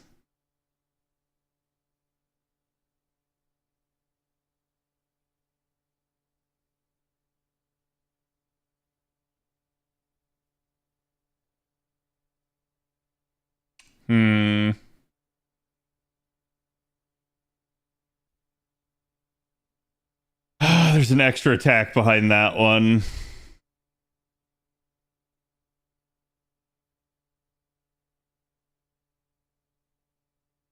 I can go ahead and grab this. Pre-record stream? Yes. There we go. Like, basically to me, getting the card type ups and the crit ups are really nice. Even Stargin up can be okay. The biggest one that's like the biggest flop, and chat won't really realize it, but it's these. The extra buffs you get when you command seal a unit of that class sounds nice, but you really don't use that often. And to me, it's like you're having to command seal, so you're already kind of in a bad situation to begin with. Yeah, fuck it. That's still enough for 2 more classes. I'll make my rulers as strong as I can. Is there an NP charge node? No. There's NP damage, but not charge.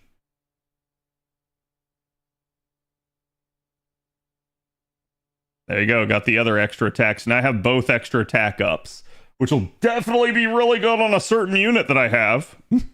Oh, no, wait. Sorry. Is there 4 in here? I forgot.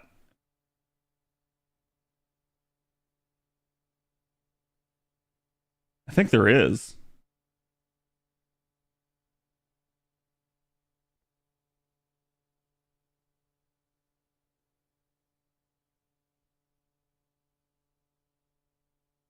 It's not the golds. I'm thinking of the extra attacks.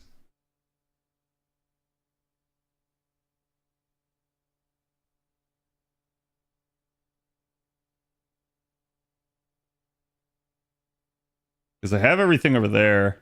Oh, okay, there was one here that I missed. So yes, there's 4 extra attacks on this. No, actually, there's even more. Holy crap, hold on. So there's one. There's one. There's one. There's one.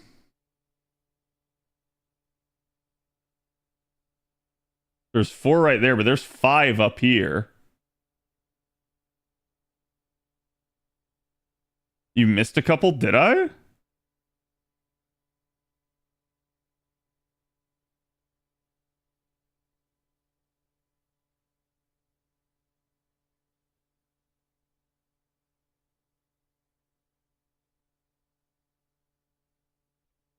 Top right? I did get this one though.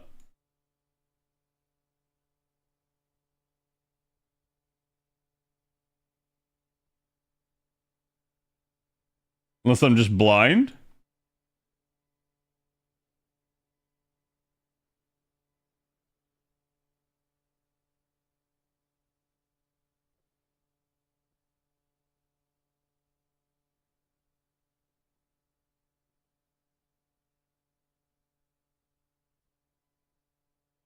Top left. These aren't extra attacks. Neither are these. Minute warning? Sure. Let's put it up.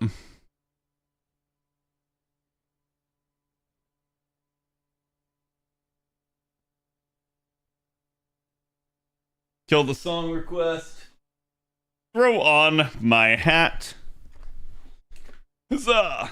I mean, chat, it's still gonna be like 2 minutes because they haven't even like put it live yet. So like we don't even have the like 2-minute countdown.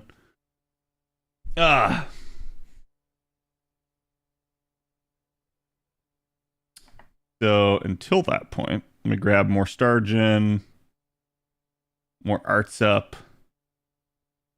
and I guess a stupid, stinky NP seal. And that is the entire thing done, short of that. Okay, chat, it's live. Holy crap. That blew the crap out of my eardrums.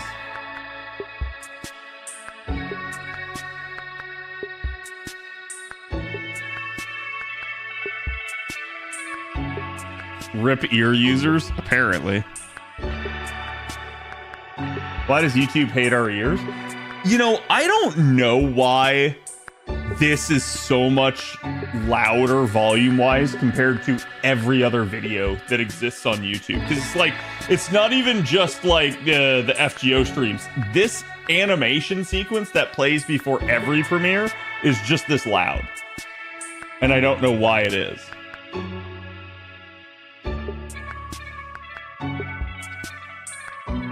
That's crazy. Yeah, how did I know? So yeah, it'll be interesting to see what we get announced here, chat. Obviously, we're going to get Little Harlot. They may talk about the new quality of life. They may talk about Ordeal Call.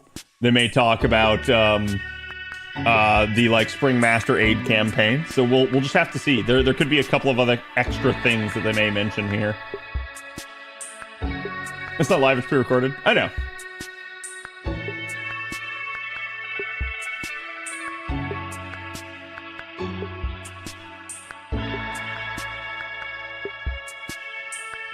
But that's also why I was telling you guys, like, don't worry, you'll know when it goes live.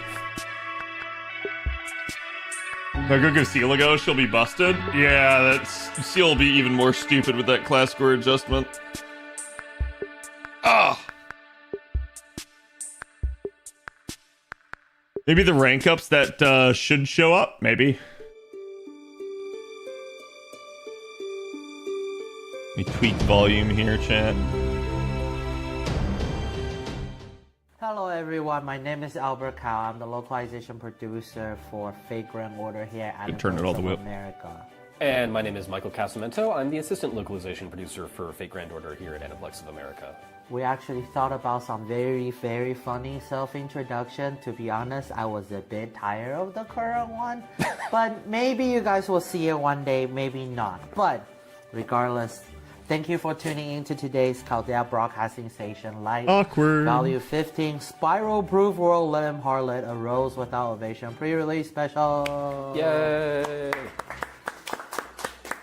How's everyone doing so far? How are you doing so far? I'm doing great. How are you doing, Albert? I don't know. It's raining outside. I'm kind of tired. It's weird. It's raining. We can tell. CBC 2025. He doesn't sound enthusiastic at all. How's everyone doing with your role? Did you give the chocolate that you want to the servant that you want? It's Valentine's Day, Albert. I hope so.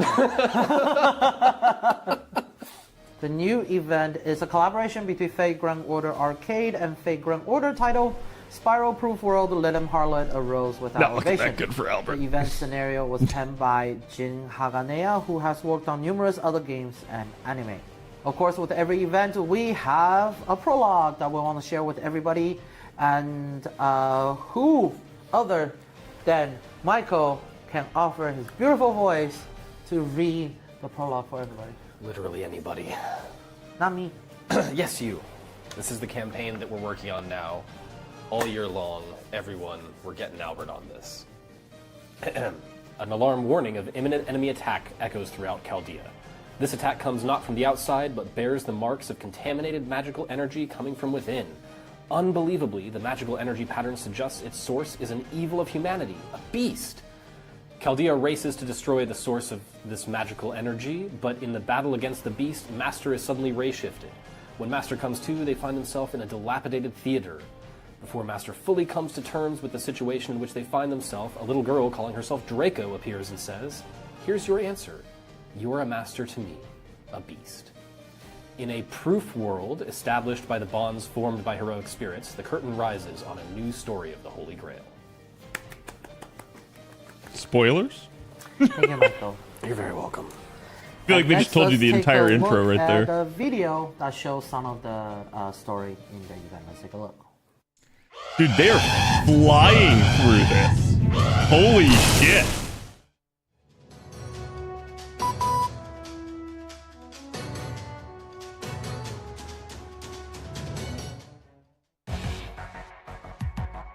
How long will maintenance be? Way longer than this stream. Is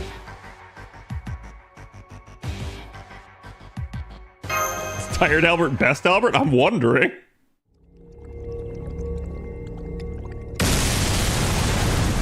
Damn. Of course.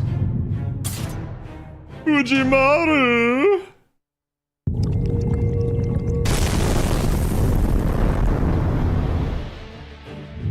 Oh no! Oh yeah! It's the Kool-Aid dragon.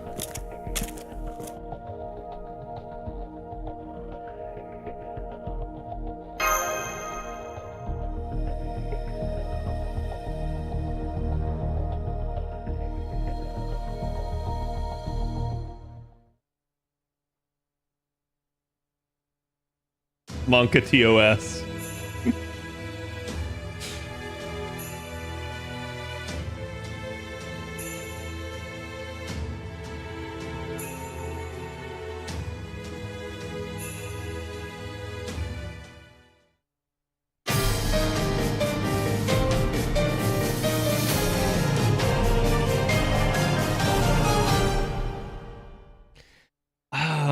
I don't know that I like that translation. There's kind of a lot going on. I don't think we can talk about it, though. I think you just have to play the event. People just have to play the event just and play find the out. event. You want to know what's going on? So, speaking of the event, let's take a look at how to progress through it. So, main event will be unlocked on the daily basis, and players can proceed through the event by completing missions. And then players will be able to get valuable rewards from clearing missions. As always, we always talk about events is where you hoard your items. Collect event items from free quests to exchange for even more valuable rewards, and completing certain missions will unlock new missions and main quests.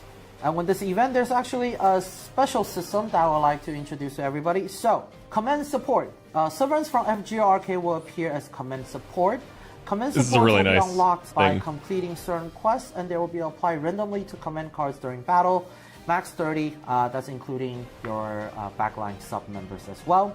Selecting command cards that have the command support on it will have a chance to apply various effects such as inflict stun, decrease defense, and so on and so forth. Throughout the event, you'll be able to get a total of 11 command supports. Unlocking more supports will increase the chance of gaining more effects. Completing certain event limited missions will increase the servant's level, increasing the command support effects too.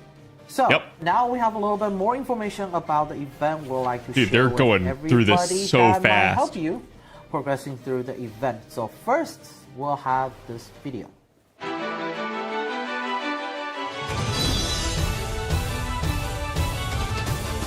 Uh-oh, chat. Who could that be? 戦い方はわかる。殺し方もわかる。もうこの辺で仕留めるぜ。 Yeah, did I do a video for Satanta? クルージーセタン I feel like I did. So there you have it. The new 4 SR Saber Satanda makes an appearance in this event. And next, so during the event, 4-star Satanta will get double EXP from enhancement. His attack strength increased by 100% and bond gained will increase by 50%. So as long as you play through the event, you'll be able to get Satanta and you can get him to a B5. I did. And Okay. because he gains 100% more attack strength and more bond points, you definitely want to use him for this event to help you progress through some of the a little bit more difficult quests toward the end of the event. Yeah. Next, let's talk about craft essence that will also help you with progressing could that through be? the event. So this is a event This limited craft essence is great. That means that you can buy it from the event shop, and as long as you play through the event, you really play through the event. You do have you to really play work through at the it. event. You should be able to max limit break this craft essence. So this craft essence will help you increase your attack strength by maximum of 200% during the event, and you can start with MP gauge charge at 50% in addition to other beneficial buffs. So with this craft essence, you can basically bring anybody you want. Yeah, 10% arts and buster up, and 8% you put NP this gain. craft essences on another On top of attacker. You 50% basically have charge. 2 buffed attacker that can help you progress through this event. So make sure you play through the event and get this craft essence. Even with just 1 copy, you can still increase your attack strength by 100%. Yeah, so it's still a very beneficial. The craft reason that this essence seems so fast event. and that he seems so dull Next, let's take a look at the command code. So is we have this 3 is our command codes that'll be collab available event. This for is usually this one of the event. biggest That'll be things the each year. Omnipresent Clay Tablet, the Spear of Romance, and the Azure. By the way, that Spiritual 5-star command code is one of the best ones in the game, each chat. of these give pretty beneficial effects when you equip them to your command card. And as always, I collect them for I want to hear the if they party. actually say anything about Especially, I it. think that clay tablet. That clay tablet. I'm just waiting, right? I need every single command code on Gilgamesh to be related. Oh, okay. So this is a step closer to that. That's Yeah, the it's one step you're closer gonna to talk that. about? Your dedication never ceases to astound me. You're gonna glaze So, right over make the sure you Roma play through one. the event and collect these command Wow.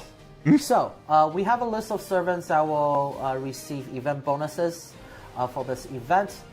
So please check out this list, and you can also refer to the official site or in-game news for the detailed information. A lot of these servants will receive either we have 30% to 100% attack strength bonus, and also bond point bonus. Basically, if you put MASH in the party, all allies will get a 5% bond point bonus, so it's beneficial to Yeah, this put is MASH in the party. all I the never units that removed were on MASH from the arcade. party, so there's also that.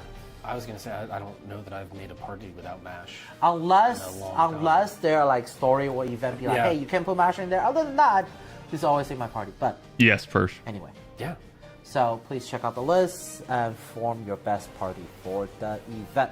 So we have limited time craft essence that will come as part of the summon as well, which we'll talk about a little bit later. But for these craft essence, well, let's take a look at the craft essences. Of course, we're always enjoying the art. Yeah. More exhibits Yes. for our gallery. But as ever, these craft essences are useful in increasing the amount of event items that you take in so that you can use those to buy Ascension materials and the like. And even beyond this event, there are a lot of cases where we really like these craft essences. So, you know, our 5-star Great Mother here gives you increased Buster effectiveness, increased NP gain, and increases your NP charge by 2 levels the first time you use it. So this is one of those, like, I have a lot of Buster teams, and a lot of the Buster servants that I have overcharge effects on their NP that are really useful. So this is one of those. This is a craft essence that will see a lot of use because of the Buster up, the additional NP charge levels. Those are really cool and very useful. let's say for example Gilgamesh, you know, Buster obviously Gilgamesh benefit a lot from it, and his MP charge when his MPs over deal damage, bonus damage to servants. So this obviously fits very well.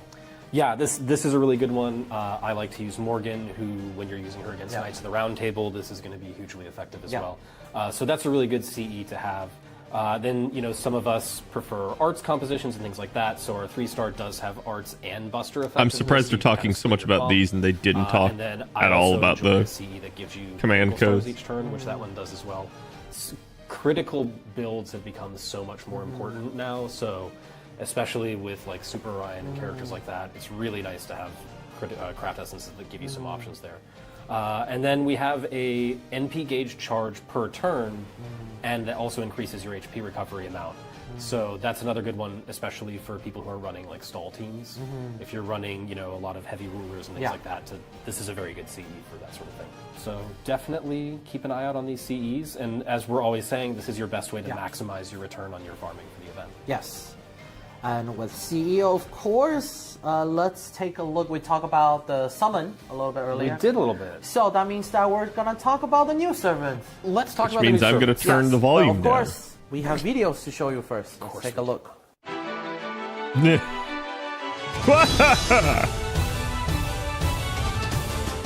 Gilcaster's great. This is basically Nasu in servant form, chat. 毒を盛りましょう。さらに盛りましょう。白磁気こそがローマの美食。食べて吐いてが美食の流儀。我らの生贄、聖なる肉を愛しき陛下に捧げます。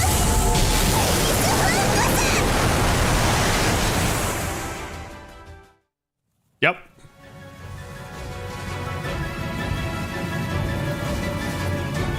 Who could this be?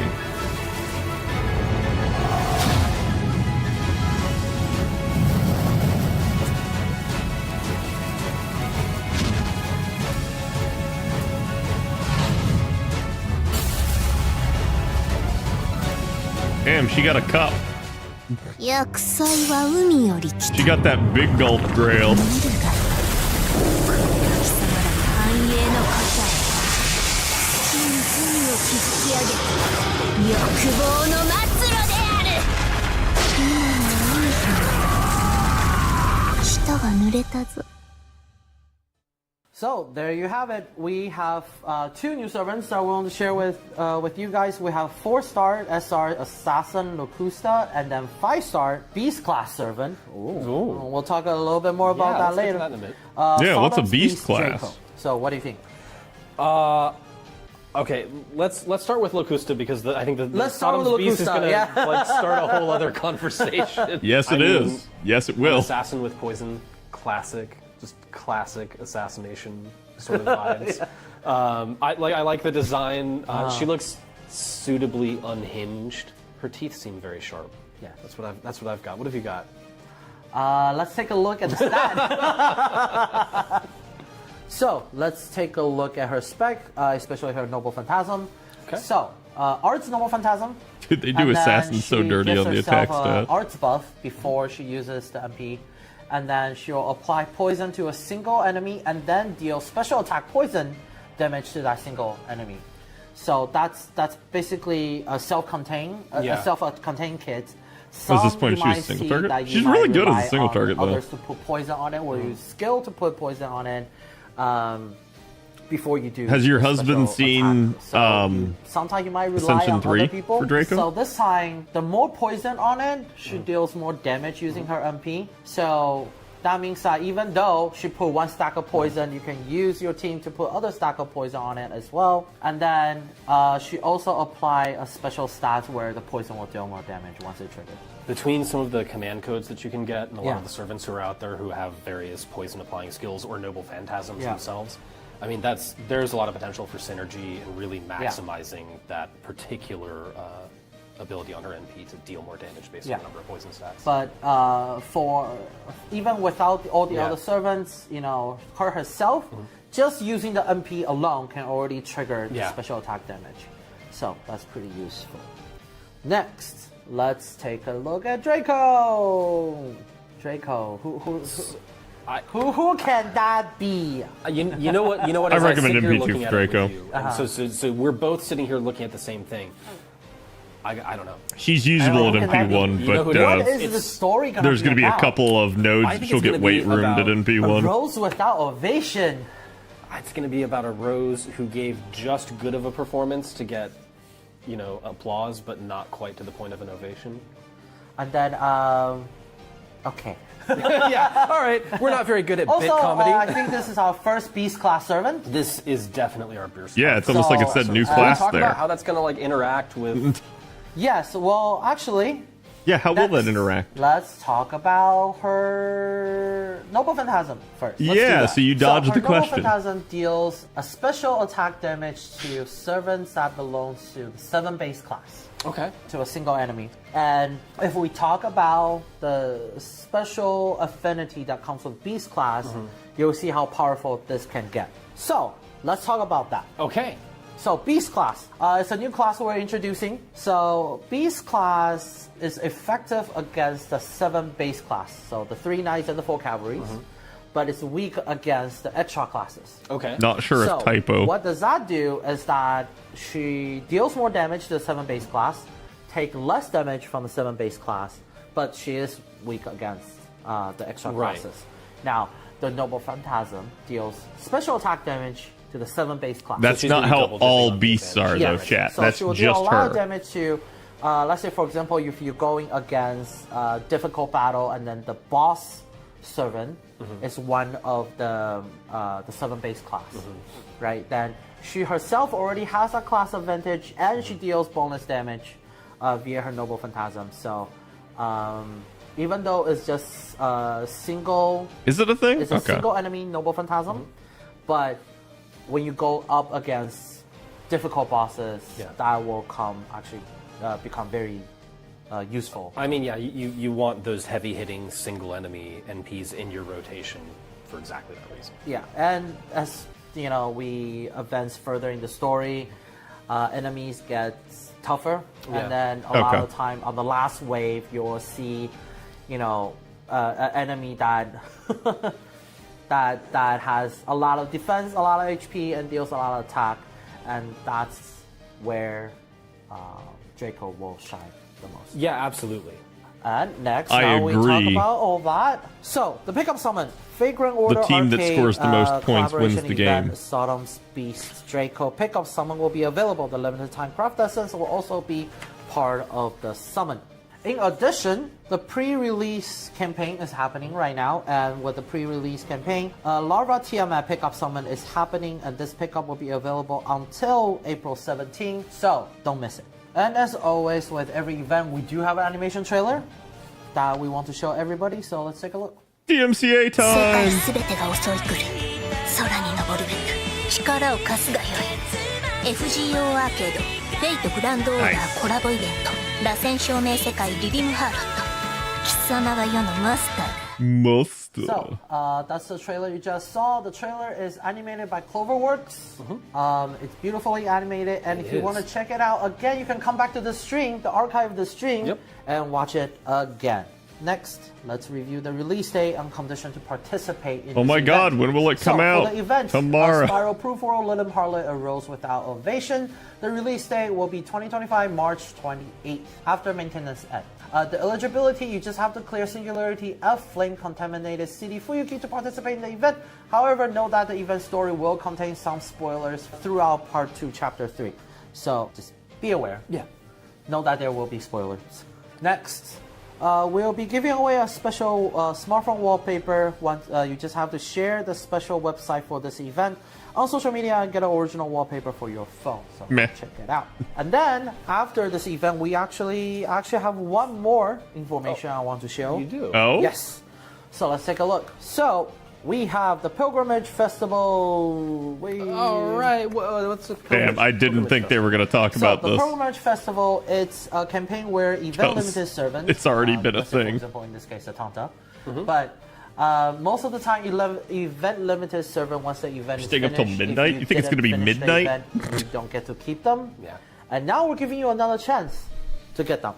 So it's a campaign where event limited servants who were previously only available for limited time event will be 6 coming a.m. back. Yeah, And no, so I'm this good. will be your chance to get the event limited servants and their servant coin. And different event limited servants will appear in each campaign. Each campaign? Are That we means there's doing- more than one. Oh. But let's take a look Wait, at the first one did first. he just give us some clairvoyance? So, how to obtain the event limited There's servant multiple through of the these? Pilgrimage Festival. Using a certain amount of leave By the way, of Chad, I have a evocation video will out on the allow list. players to get these event limited servants. These leaves of evocation can be obtained Hello, by Residente. completing daily missions, main quest clear missions, and even limited time. The next event evocation missions. comes out right To after this celebrate event. the release of the event, there will be a special daily logging bonus. It's and a actually, I limited think time it's- master mission. I think it's the only for thing in Pilgrimage between this Festival event Part and the 1. Lotto. By completing those missions, you'll be able to get a lot of rewards, including the Leaves of Evocation, so make sure you check it out. We also have a short video introducing which servants will be part of the Part 1 of Pilgrimage Festival, so let's take a look. Why did they wait till now to show this? Like, what?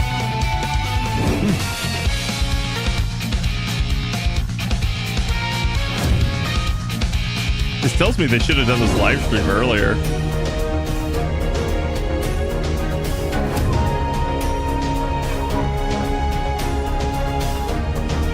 Yeah, go check out the new Kentucky Rider Oh, video. right. Okay.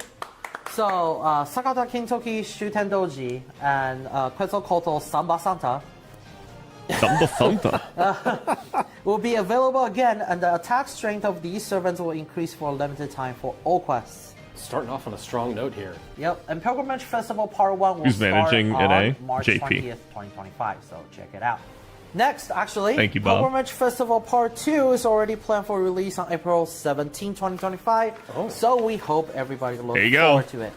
Literally the A day lot the of these event servants, ends. If you, let's say for example, for people who just joined FGO recently, Yeah. Actually, is that going to be the day the event a lot ends? of the event limited servants are actually very powerful. They are. Yes, yes, and it will be. because they're 4-star, so that will help you control your team cost as well. It's also an easy way to get someone to NP5, which Yes. helps with the power aspect. Yeah, of I had to. things. I had to do some head math real quick there. So I am very excited for, let's say, for people who just joined recently to find out about the power of Sakata Kintoki Rider. I am also very excited for people who just joined recently to witness Shuten Doji's NP. Yeah, oh, yes. Yeah. And also, Samba Santa? Ellie Nobu and MHXA. no, this is Which this Ellie is, a is really it? good starting lineup. So we hope people look forward to it, and then yes, there will Nice be more iron. coming in the future. So let's look forward to Outstanding. it. And lastly, of course, we have a social media campaign for this event, and thank you everybody who 6 participated chords. to reach the goal. And as the reward, everyone will receive 6 Sen chords in a few I days. assume so we please actually check out got your this one present this box time. later on. Nice. And that is all we have for today. What do you think? I'm looking forward to this event and too. finding out who the Rose without ovation is. Oh yeah. Yeah, so it's a very Spoiling special Mike. event, and it gives a kind of a different aspect on the world and story of FGO. So we hope everybody enjoyed the event, and that concludes today's stream. Hopefully we'll see you guys again in the future. It's really whether fast. it's through stream or in person. Bye-bye. In person? You gonna have another event, Albert? Oh, okay, there we go. It was super loud. So chat, I am gonna be rolling for NP5 Draco tomorrow. So make sure you guys show up tomorrow for that as well, because that is definitely gonna be an ordeal. Did Albert have somewhere to be? He talked about that it was like raining there. Chat, any of you Californiites, when was the last time it rained in LA? Like, I'm actually curious, because I assume that's where A of A headquarters is, and I want to know how long ago they recorded that video. Last week. Okay, so then that probably means this was recorded last week. That makes sense, right? How long until the banner releases? We go down for maintenance tonight. Did it actually give us the... It will contain some spoilers. It just said after maintenance ends. They didn't actually give us a proper time on this slide. I think, doesn't the in-game or doesn't the news announcement for the maintenance let us know when that's happening? It's 5-hour maintenance, yeah. So it starts what, midnight EST and goes till 5 a.m. 5 hours, yeah.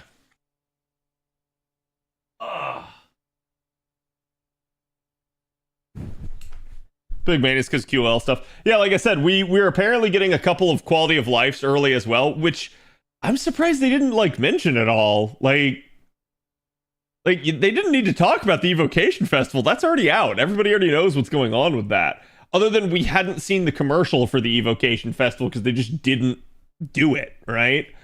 But I'm surprised they didn't at all mention the quality of life that's coming, so...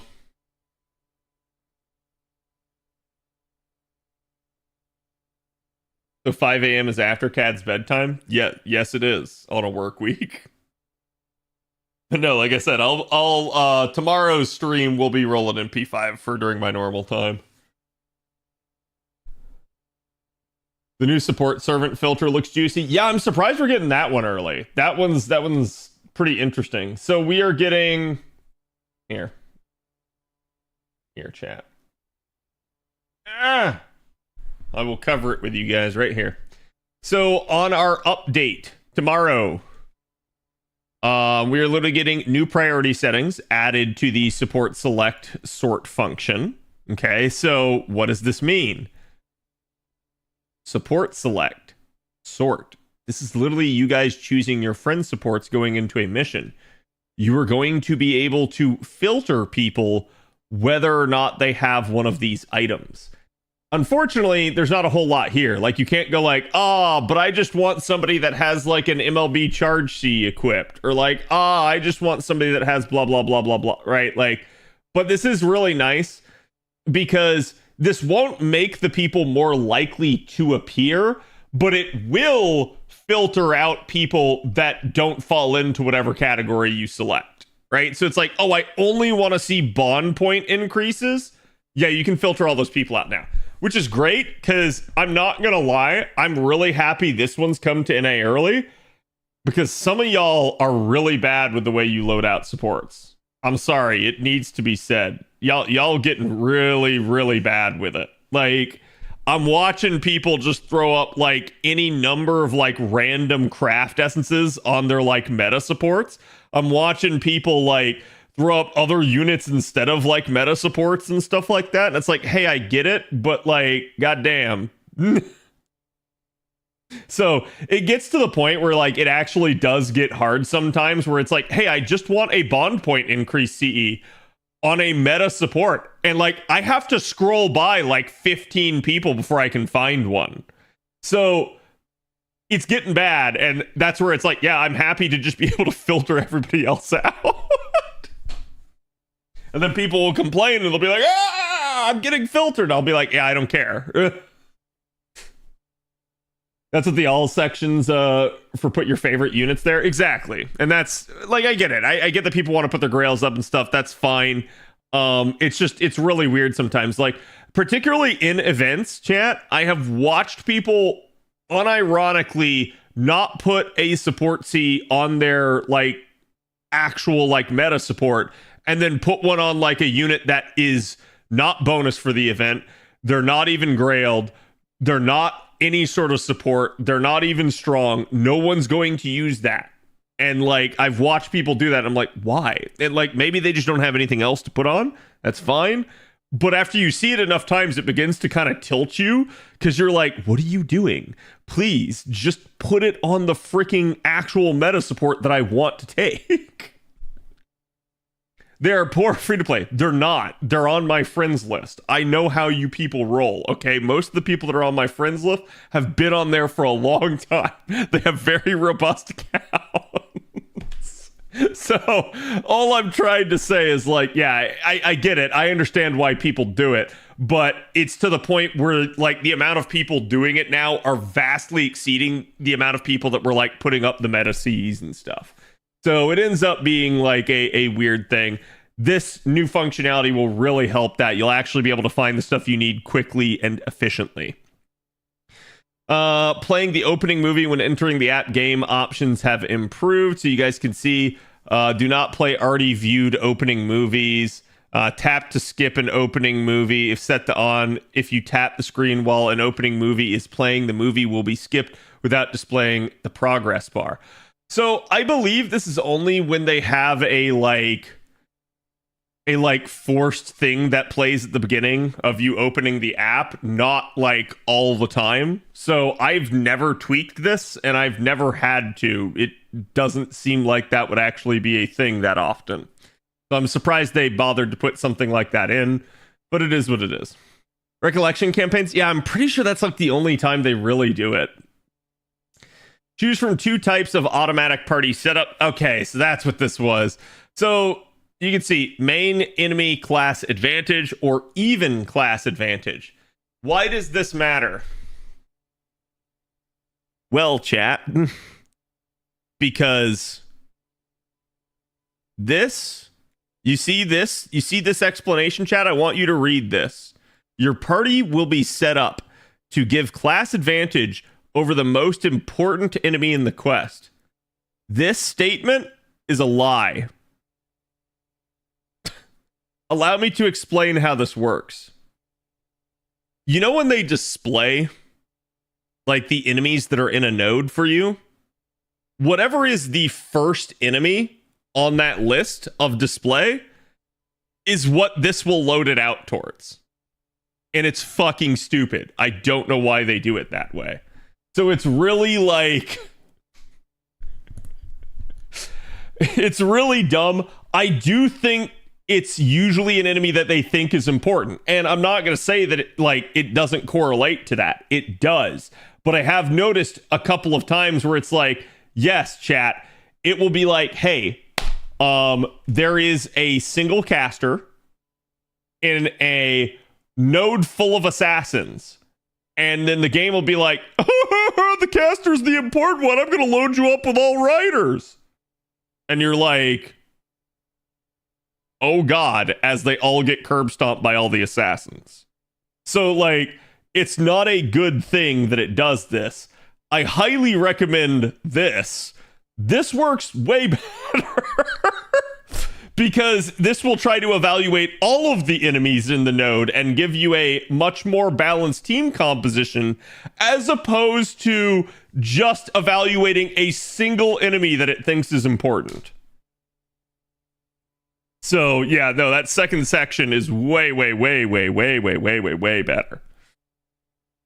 And like I said, as far as I understand it, this is just a total lie, so it is what it is. They're just trying to make it not look as bad. New items added to the craft essence selection filter. To the type filter enhancement and possession filters have been added. Even easier to narrow down your searches. I think this is just whenever you're going to put a craft essence on like a unit. So now you can filter immediately to like things like, hey, a mana prism shop advanced quest type of craft essence. Hey, a craft essence for the specific campaign. Hey, an event summon craft essence.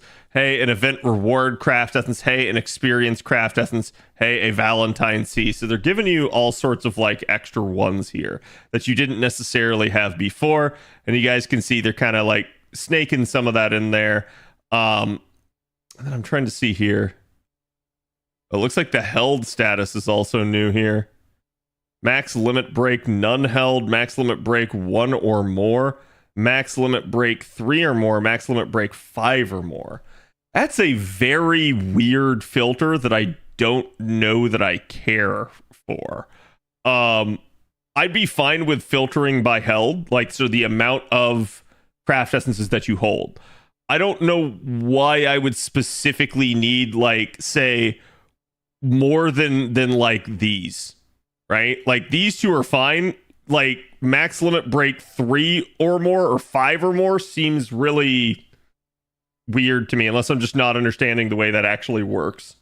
But I don't remember that one too much from JP. Blah blah blah blah blah.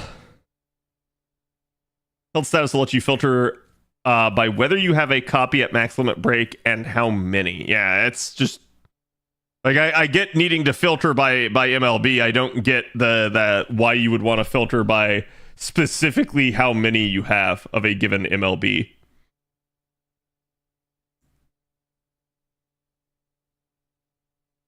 Okay, move directly to enhancement screens from party setup and confirm party servant details. Okay, so this is the one that when I was reading these to you guys before, this is exactly what I thought it was. So what this means is now as you like come into a unit's like bio page, if you realize, hey, wait, I don't have like something done, or I don't have the unit leveled up, there is a button now to go jump to the enhancement screen from that unit's page. So you can go straight from that unit to the enhancement screen without having to like back out of all the menus and then go find the place in the next menu over. It is nice. I have used it even a couple of times on JP despite not being able to read. So I can tell you that it does actually help out having this one. Because there is the occasional thing where you just go like, oh man, how leveled do I have this unit? And you go and you're like, oh crap, they're not leveled up enough, and then you need to go do it. So it just saves you some easy time navigating the menus. You can now move more directly to the servant or craft essence enhancement screens. This one not as good, I would say, because you'd still have to click into it. Like, and I feel like most people would rather click directly into the craft essence. So I wish that this were on the craft essence instead, as opposed to on the unit. But it is what it is. Display random Ascension level settings added for individual servants. Yeah, this is the one I couldn't remember what it was. Within the random Ascension item on the servant detail screen, it will now be possible to turn random Ascension level display on or off for an individual servant, regardless of whether to display random Ascension for all servants in the game options is on or off. Okay, that's stupid. So, allow me. Chat. What they have realized, and they've given you the poster child right here, what they have realized is, we did a fucky wucky. We should not have ever made a servant that the Ascension level dictated the gameplay for. And they realized that because people complained about it. And they realized one of the problems was people had macro settings on their account. Like so if you go into the actual account settings in your My Room page, you can set like, hey, I would like all servants to display in like 3rd Ascension, right? And they realized, oh shit, that's kind of bad for a servant that actually has the gameplay dictated by their Ascension. So they've given you the ability to override that setting and individually turn it off. So why, like, that sounds good, right? Why am I saying that's stupid? Because this is a band-aid to a gunshot wound. Like, you still have this gaping hole oozing blood. The reason why this doesn't work is because it would be so much better to just say, aha, the Ascension form that's visible is separate from whatever Ascension form you're keeping them in necessarily for gameplay purposes. They didn't break those two up. That is the fix they needed to do, and they still haven't done it, and they still probably never will, right? Like, and I get that would be jank, and it would be really weird, but it is a problem of their own making because of the way they designed Melisson. And to be fair, Melisson's not the only servant nowadays that has that issue, so I'm surprised they have kept kind of doing that stuff and not just realized, wait, this is kind of a problem. But it is what it is. So, like, this is a potential solution to that. It just doesn't actually solve the main issue. This is just a, like, only if you had all of your settings turned on would it really matter.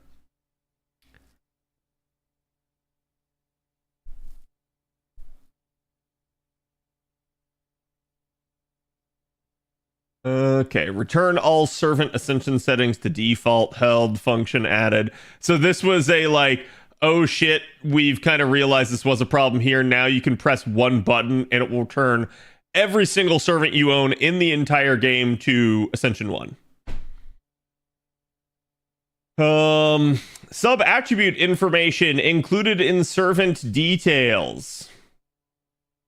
Chat, now you can see the attribute. You can also see the unit alignment. They're going to talk about that here in a minute. Heaven, Earth, Human, Star, and Beast are your 5 attributes. And they didn't actually talk about alignment. Well, never mind. I thought they would. Either they forgot that or that hasn't been added yet. So now I'm just confused as to whether or not that was even a thing. But either way. Yeah, so these are the quality of lives that we're going to be getting tomorrow. All of these are early. We were not supposed to get any of these now. So it's definitely nice that we're getting them. Some of them are really nice. Others are kind of just not much of anything. So it just depends. But I'm still grateful to have them. I'm grateful to have them early. And it's certainly nice that they're still doing stuff like this, because I know there's times where we expect more quality of life and we don't get it. So it's always nice to get it unexpectedly like this. Okay. Like I said, we just got done with the live stream there. That was a pretty fast one. Look at see, so it was 30 minutes in total, basically. But from when it actually started, it took them 25 minutes. So in the end, it wasn't like super short, but it's also because they spent like the last couple minutes there talking about the Evocation Festival and everything. So not too crazy in that regard.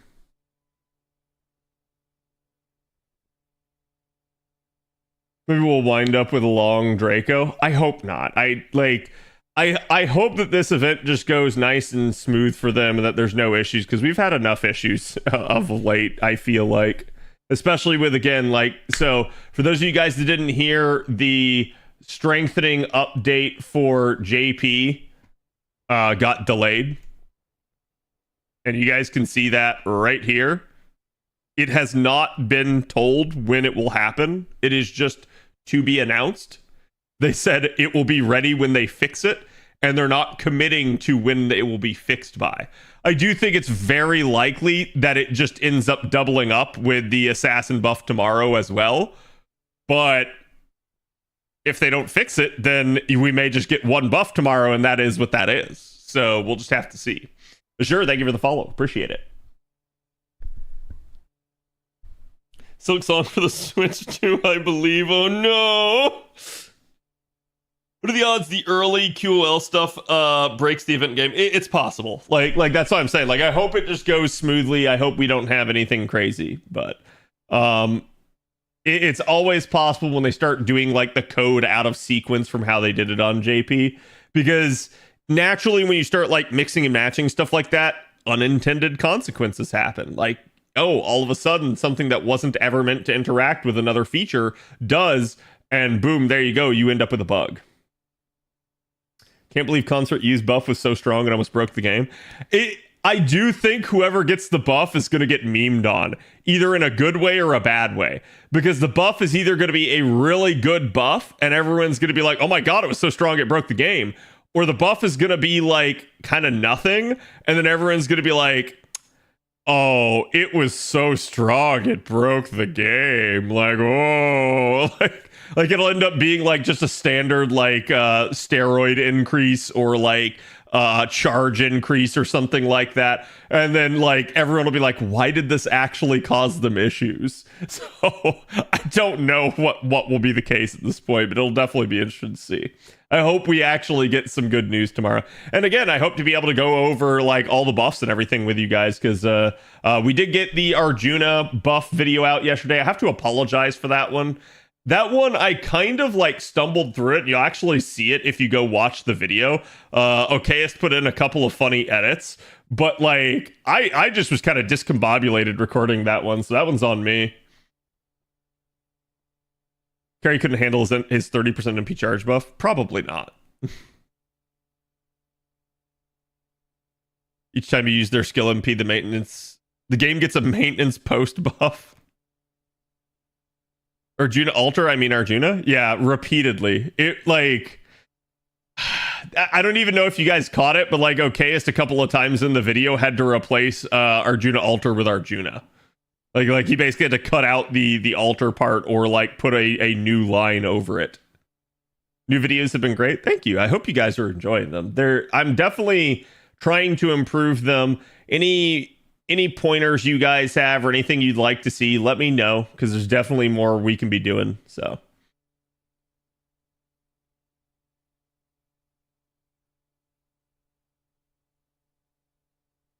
so the issue is if they ever touch Carrie, he's somebody that already has like two different NP gain values. He has an NP gain value for his normal attacks, and then he has a separate one for his NP because his NP has too many hits. We watching the Direct? What, the Nintendo Direct? I don't want to watch the entire Nintendo Direct, but if somebody has a video to the like Metroid Prime one, I haven't actually seen it, so I'll definitely watch it with you guys. But in the meantime, I need to be doing the Ordeal Call 3 fights with you guys. Let me turn back on Song Request. Hello, SSJ. How's it going? And yeah, we pretty much did the entire ruler class score there, just so that I'm prepped for when that one gets done.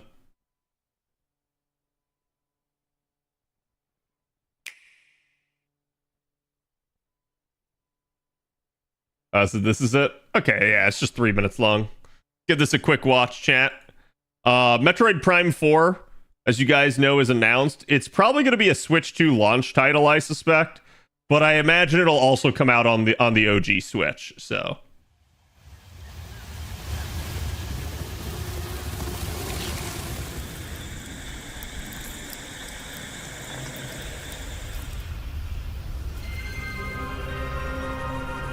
I'm not sure how I feel about the Beyond. This is like the Metroid Prime section of Bed Bath & Beyond.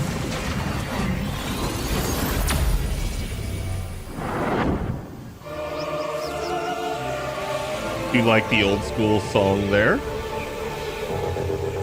Oh, there's the sound effect. This is the unknown planet Vuros. Here, Samus finds a verdant jungle with a colossal tree at its center. Chat, is this where my viewers live? In order to survive and escape this planet that she was unexpectedly transported to, Samus must scan stone figures and other relics to carve a path forward.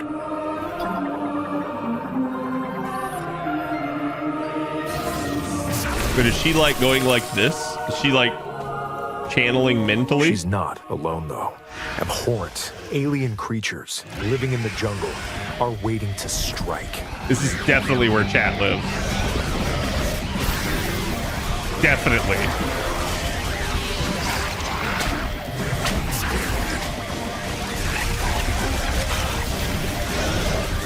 Mm-hmm. 4 legs. Yep. As she explores the planet, Samus is granted mysterious and ancient powers. psychic abilities. Nice. These powers allow Samus to operate mechanisms and to open doors. Okay. It's a puzzle solving thing. They also allow her to control the trajectory of her beams with the power of her mind. But Okay. why were these Is it like powers bullet time? bestowed upon Samus?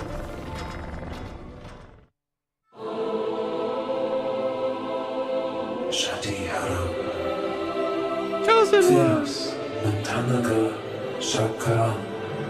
We welcome you.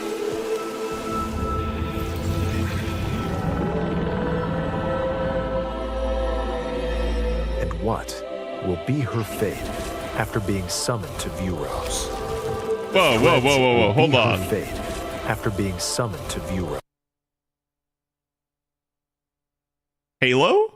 Is that you? Is that literally a Covenant elite right there?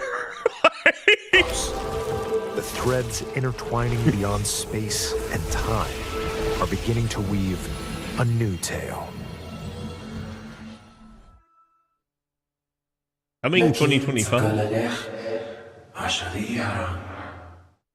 Okay. Chosen one.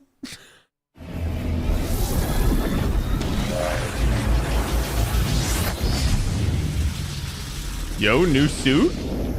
It's red and black? Yo? Okay, I don't know about like the chest though. The chest be looking kind of weird to it, but I definitely dig the like color pattern. I will say, chat, this is why I think it's going to be a launch title. We still have no date for this. Like, you're at the Nintendo Direct in March, and they're just telling you coming in 2025. There's no way they don't know when this is coming out at this point. Especially if it's, like, ready enough that they're previewing it. It is going to be a Switch 2 launch title, and that's why they're not telling you the date. Because it will come out at that time. It will also come out on the Switch, because Nintendo is infamous for doing this. That, like, for instance, when the Wii came out, Twilight Princess was the launch title for it. But it also launched on GameCube at the same time. So, or no, sorry, not Twilight Princess. Skyward Sword, I think it was. So, like, it's gonna be the exact same thing here, I suspect. They're just gonna make it available on both, but it will be the like, hey, we really want you to obviously get it on the new hardware where it's gonna be running better and looking nicer, right? So for all we know, this like quite literally was on the Switch 2, and that's what they were previewing it from. But that's why I think they're basically just not telling you a date, is because until they make the announcement for the Switch 2, which I think is coming out here in like a week, right? Like, aren't they going to make the announcement in like a week? So it's like, until they make that announcement, they're not going to give you a date. Because, like, why? It would let the cat out of the bag, right?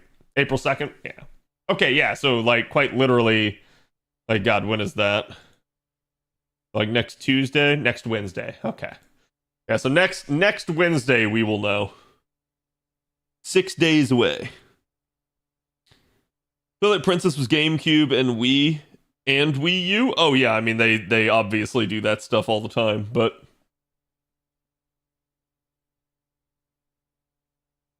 OG Wii was Twilight Princess last time I lined up for a console. Ooh, last time I lined up for a console.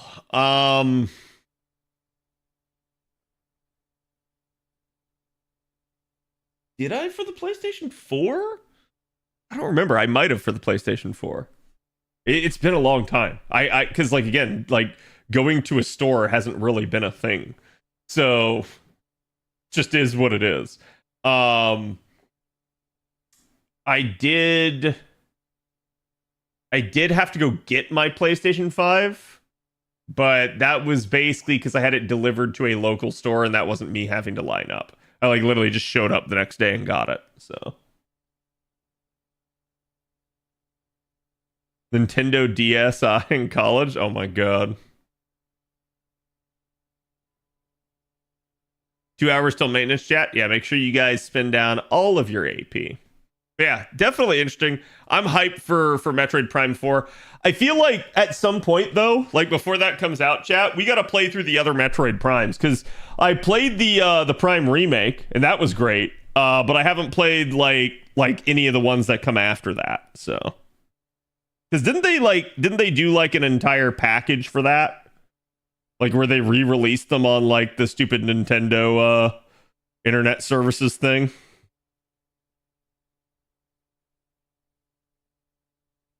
Prime 2 is my favorite, yeah. Okay, chat. So I have to do Ordeal Call 3's Recollections here. Because they're literally gonna like go away in 3 days. So if I don't do it, I ain't doing it.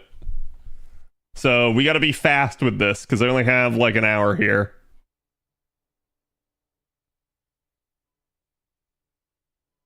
Oh my god, that's not the Recollections fandom. What are you doing? Part of this? Yeah, here we go.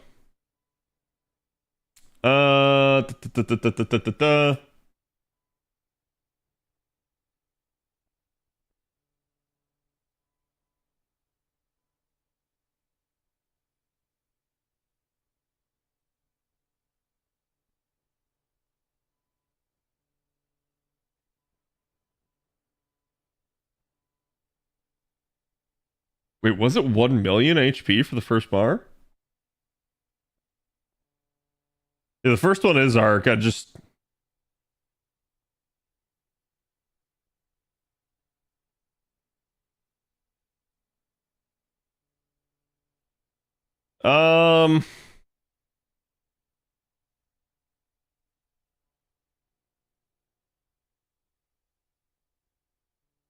Just trying to like really quickly figure some of this out.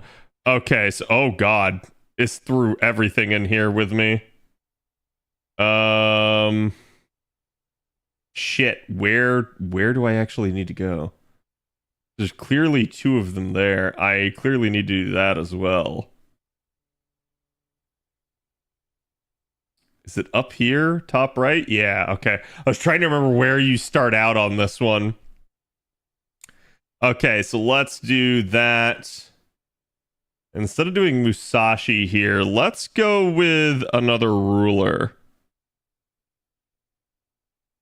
Now, I do have a really strong Estrella, but chat, how would you guys like to see Kagetora in action?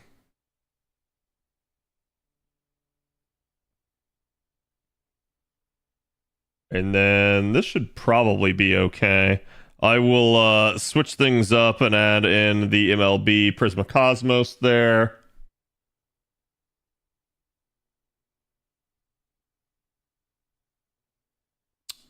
And do I have another Prisma? I feel like I do.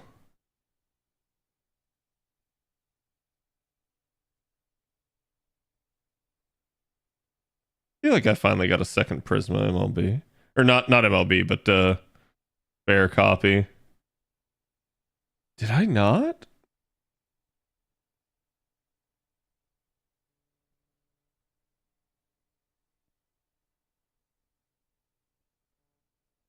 Unless I leveled the 1 copy up to like 20. No, didn't do that.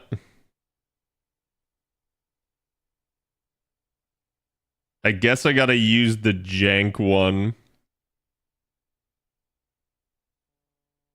Which is not terrible, but it's still not like the best. But it should work on Proto Merlin since she gets the automated charge per turn anyways. Let's do one of those right there. Let's give her like 100% charge just so she can fire off an NP and let one rip if she has to. And then I think she has debuff immunity, so oh god, I went the wrong way around.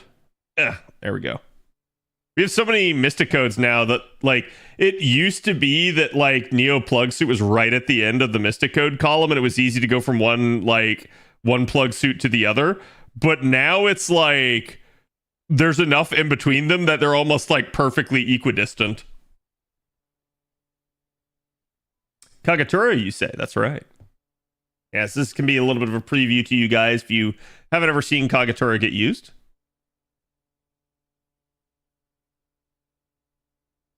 Oh god, I was not expecting that. That'll make things a little bit more hairy.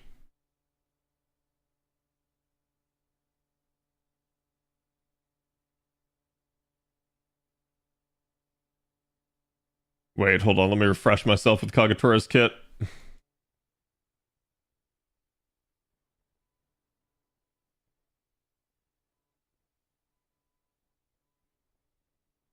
Sorry.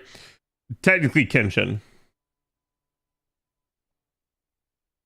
Yeah, okay, the third one's the MP gain, right? No! Not what I wanted. I think that's... Shit. That may have gone off. I accidentally double tapped on Castoria there. Because I was trying to go fast. Another insane unit that comes out this year on NA. She's really good. I will probably be rolling a couple MP levels of her just for reasons. But it'll definitely depend on my luck this year and how things kind of go. Damn it, it went off. Fudge. Okay. Actually, I shouldn't have popped her charge skill either, but whatever.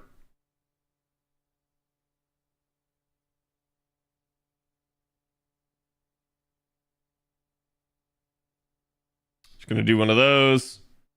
Gonna fire the NP. Gonna try to get as much refund there as I can on her. Cat channeling Sonic, gotta go fast. Yeah, the problem is I'm gonna go fast, I'm gonna make mistakes, and it's gonna end up costing me.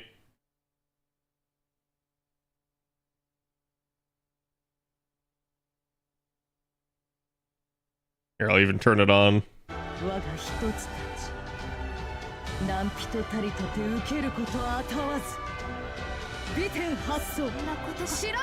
Beautiful NP.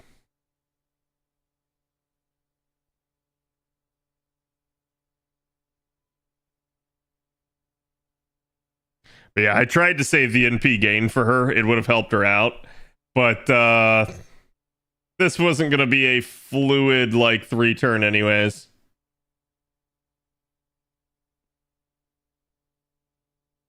Perfect.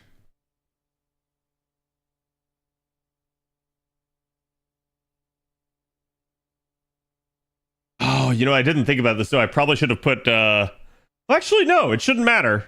It shouldn't matter because Kagetora has buff removal. I doubly didn't think about it. Because I was sitting there thinking, I was like, oh man, I should have put Invuln Pierce on because Arcuid has Invuln.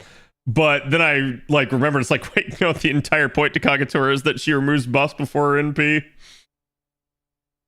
Makes her very difficult to stop. It's really nice.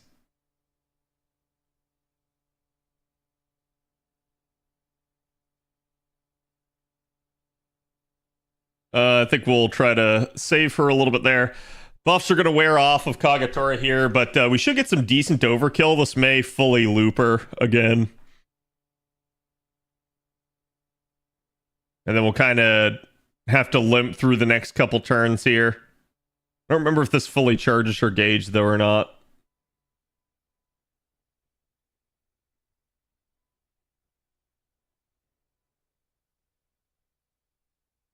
By the way, chat, for everyone that was referring to Draco earlier, some people were saying that we basically got deprived of an Ascension, and they were right, because we got deprived of her arcade form. And some people like it, some people don't like it. I'm not sure about the ears on this thing, but like the Ascension form is definitely hot. I'll give them that. It's like the scary, sexy kind of hot, but it's definitely hot. So like, this is what a lot of people thought we were going to get when they announced Draco, but we didn't end up getting it. So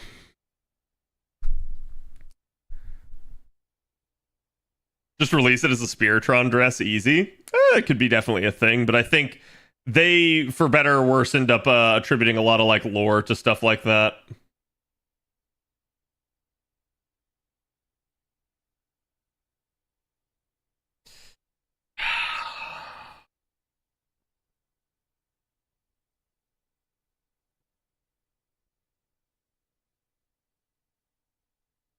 We'll try that. I don't think it'll work too well, but we'll go for it.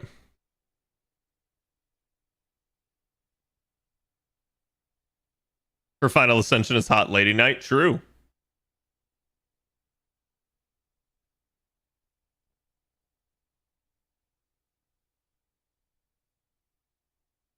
There you go. Kagetora got a nice crit there. Wait.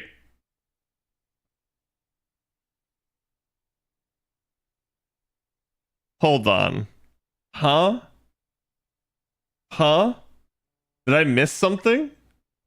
Did she charge herself? Or did I charge her by hitting her?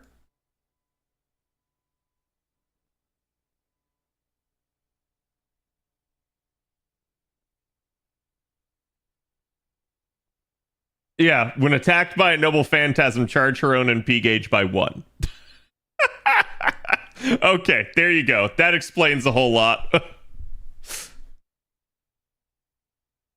I'm glad we at least have something besides the first Ascension. I really don't like that one. Yeah, I agree. Like, even the second Ascension, at least you get to, like, cover her up a little bit better, right? And if it was, like, normal Umu, I'd be A-okay with it. Because it's like, at least that's adult enough, right?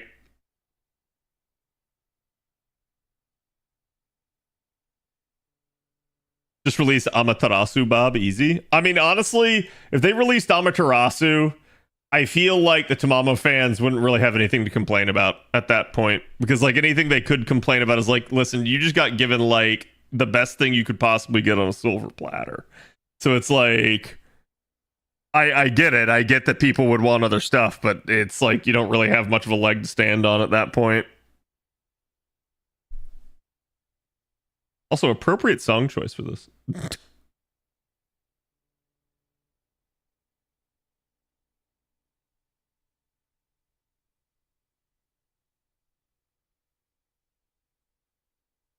Kablooey.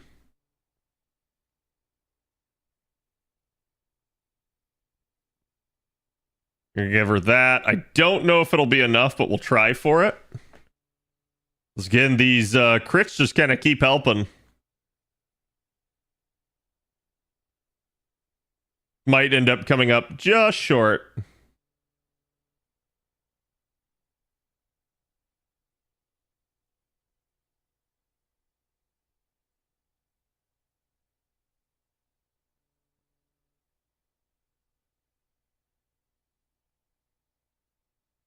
There you go. Easy. Provided I didn't make mistakes. All right, that's the first one down, chat. Got 2 more I gotta do. Next one is Dubai.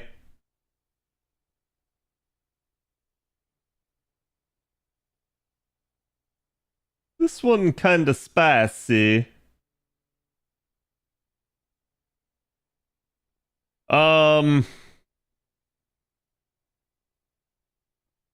Actually, where is this one? One should be at the tower.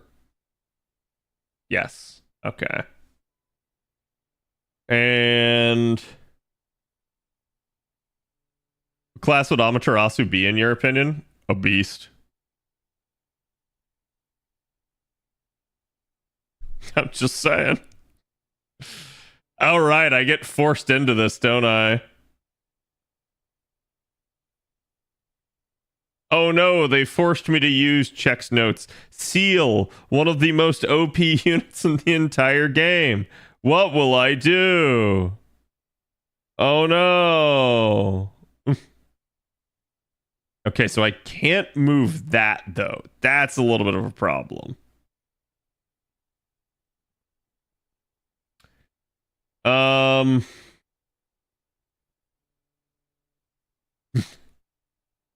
Yeah, I mean, I actually don't hate this. This is a pretty straightforward comp that the game just tossed me into.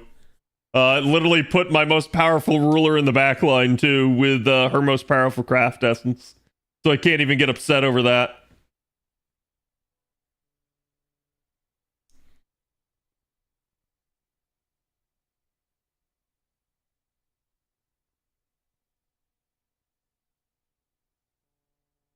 Ah, yes, some good old shine down.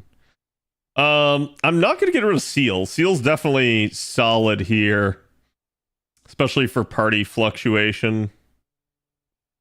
Well, you know what? No, let's get rid of Seal for right now. Someone dies, she can come back in.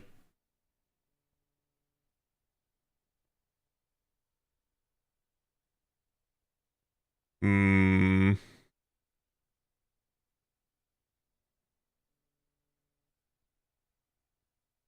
I'm just gonna get the NP gains up.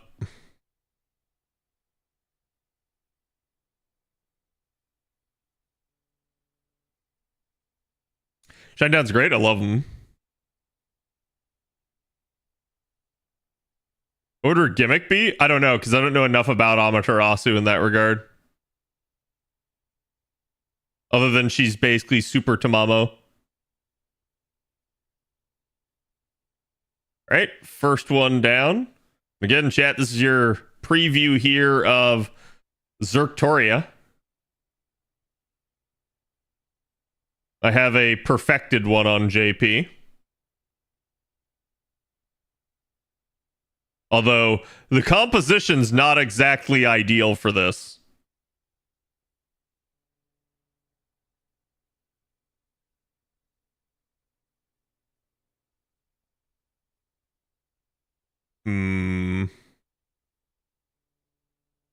Wow.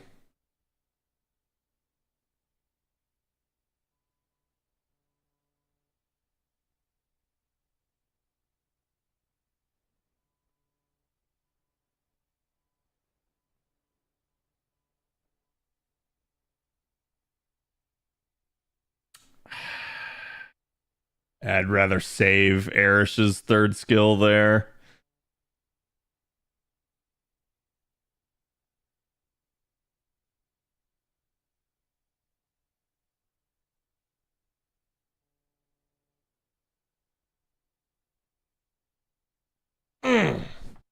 We're just gonna keep kind of firing this one in.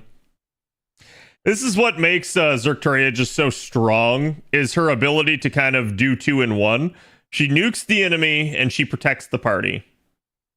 So this allows me to kind of sit on OG Castoria's like NP until I need it.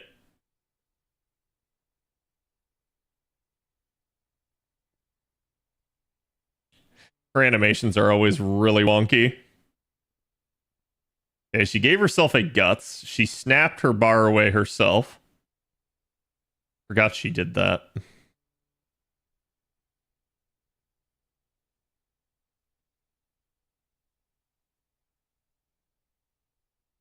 What MP level would I recommend for Zerktoria? How much money you got? I mean, you can do a lot with her at MP1 still. Because part of what makes her so strong is the like super scalability of the niches on her NP.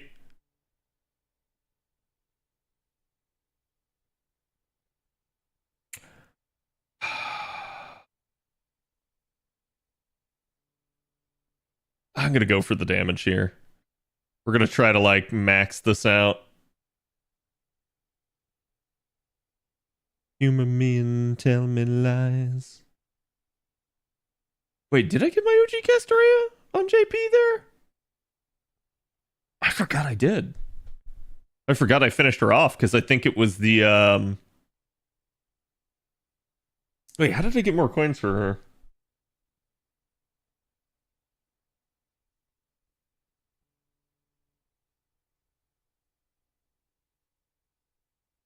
Oh no, yeah, the change to the bond. Okay, God, I was sitting there. It's like, how did I get more coins for Castoria? I forgot how I did that, and it was because when they did all the fixes for the fifth of pen situation, they gave out more bond coins, so it was enough for me to 120 her. And there you go, chat. Easy 3 turn. Without me even really looking at the mechanics of that fight. No spoilers.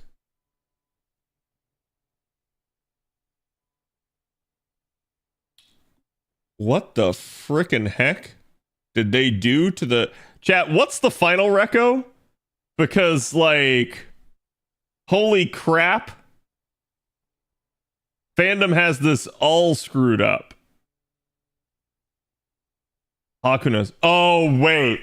Oh, no. This one. Oh, I freaking hate this fight. What's the major thing that they do? Right, they have solemn defense pierce.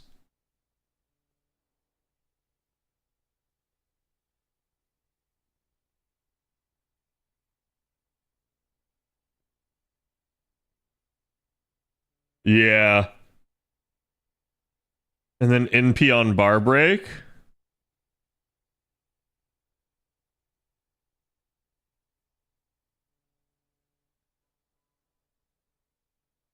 I don't remember how I dealt with this. I think I brute forced it and it was really painful. Because they kind of like, they start getting stronger and stronger as you get deeper into the fight.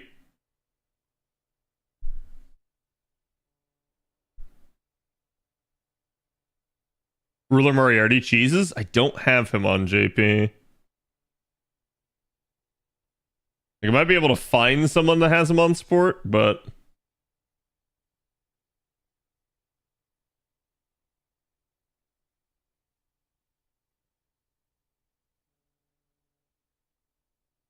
Wait, are people actually using this?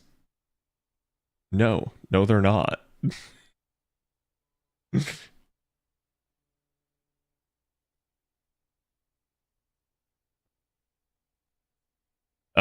That may be good.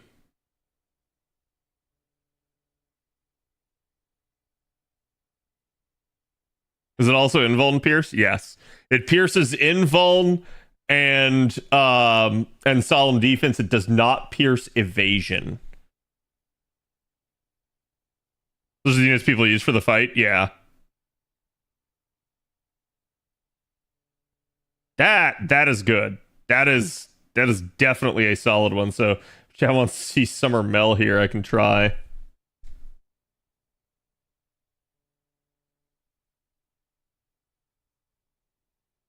That may actually be good.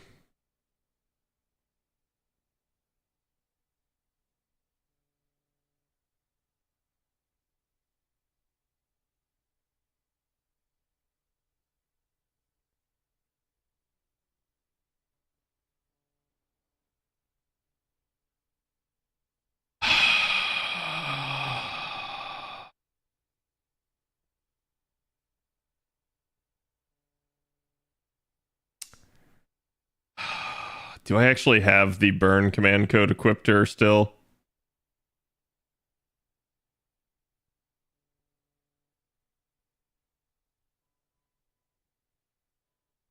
No. No. No. No. I think this is Say's. I can't see it.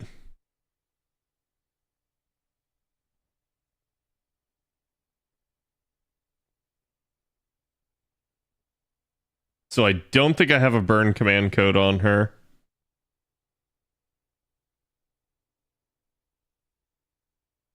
Hmm.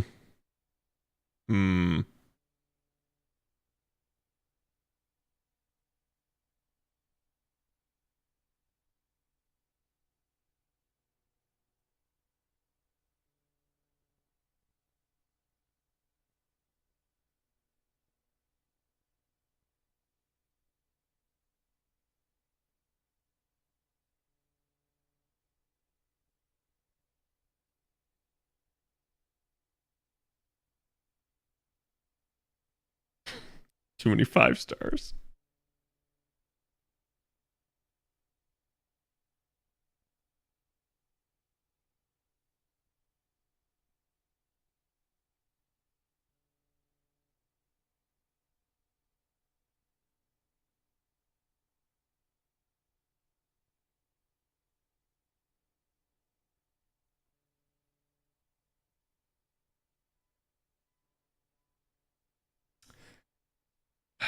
Just debating what I want to ditch here.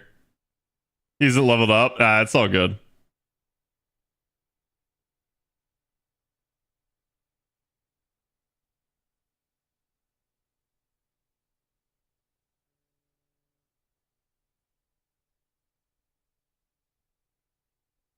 Nope, that's invuln. Man.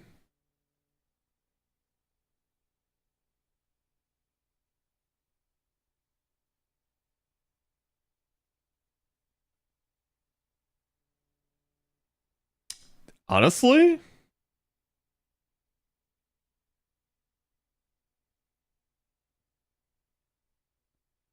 No, it's still a 5-star. Let's go with that.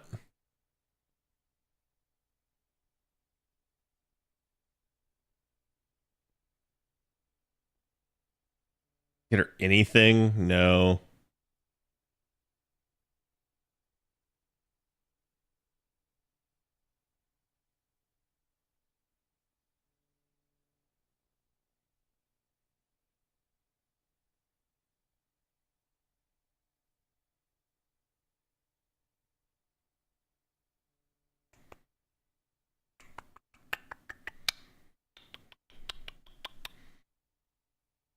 That's the one I want.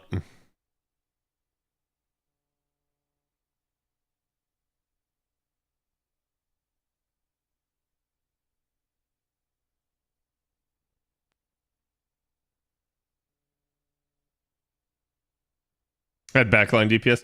Actually, EO is probably a really good observation.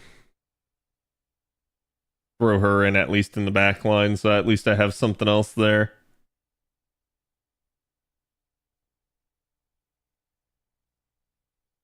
And let's try, because I just don't freaking remember how this fight goes. Better to get in and test it.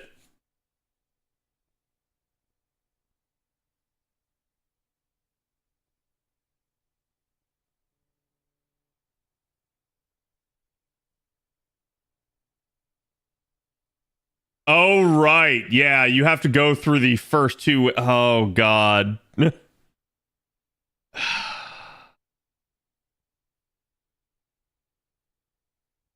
Yeah, I forgot. This is kind of problematic because you don't want to take damage here.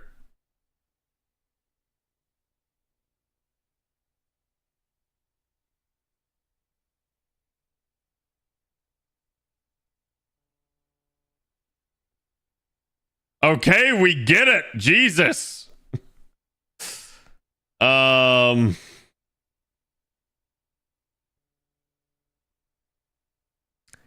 I can probably kill outright.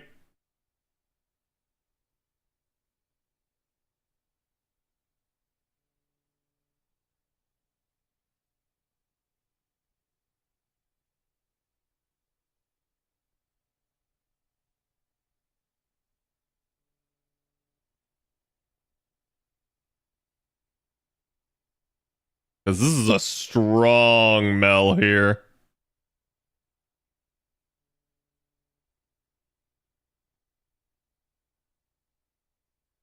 So we're just going to hyperfixate.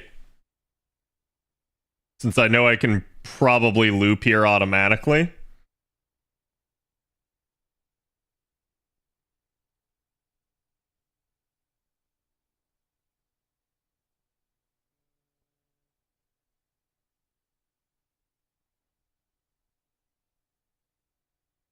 There we go.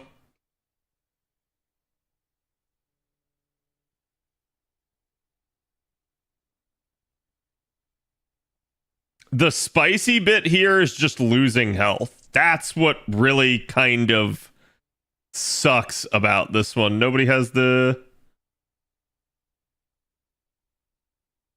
crud. Oh crap, I don't have a healer. Oh no. I took out Proto Merlin. Well, this is going to get spicy in a hurry.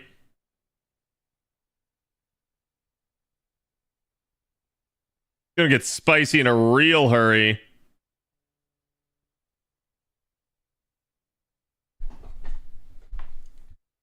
So thankfully this will only be Tamamo left. You get healed when you clear their servants? Okay. I could not remember.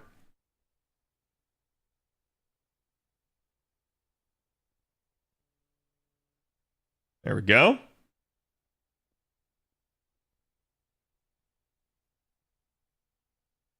Actually, that bumped my HP values, didn't it?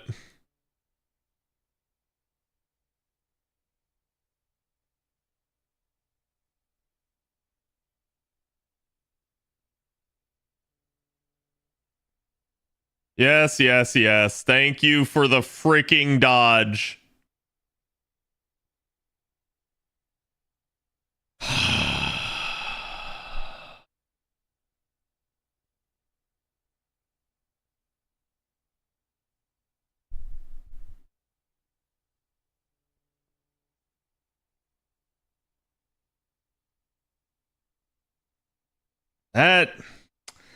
That defense up could be a problem. I'm gonna try to nuke, but I'm not sure if this will kill.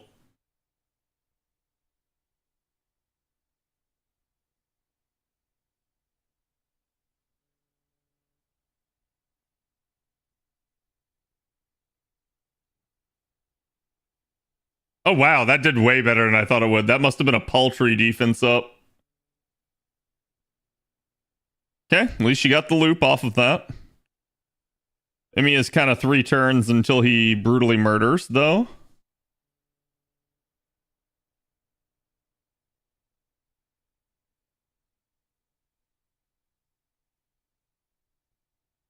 Kind of just need to keep this going as fast as humanly possible.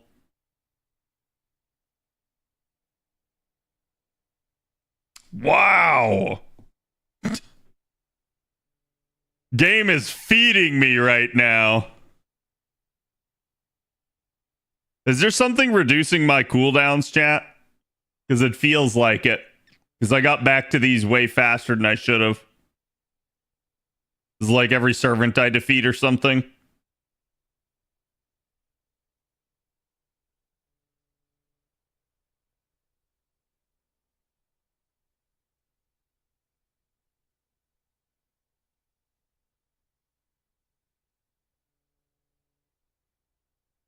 I do like the screen.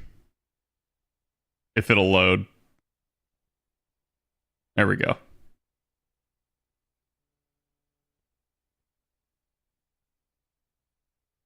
If I'll always be with you. Mellow just OP like that. What MP is my Mellow? It's not mine. It's an MP5 with MLB Black Grail 120 though. So it's basically a max summer Mellow.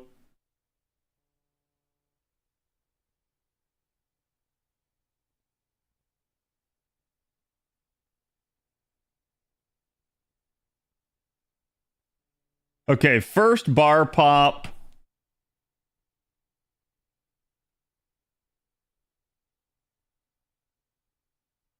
Doesn't really do anything.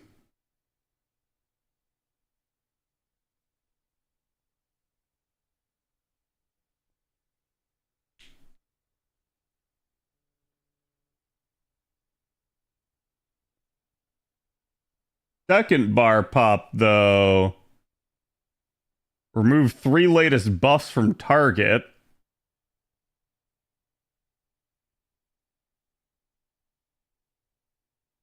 Charges their MP to max. Charges their MP to max.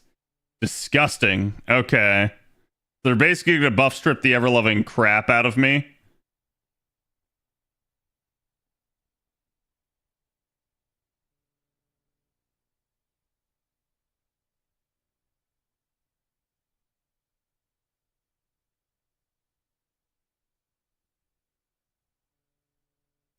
He's going to kind of be more annoying.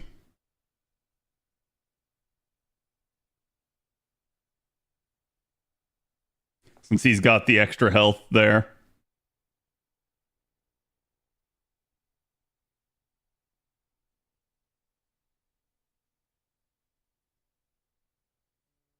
Charge only happens on the first one that breaks, though. Does it?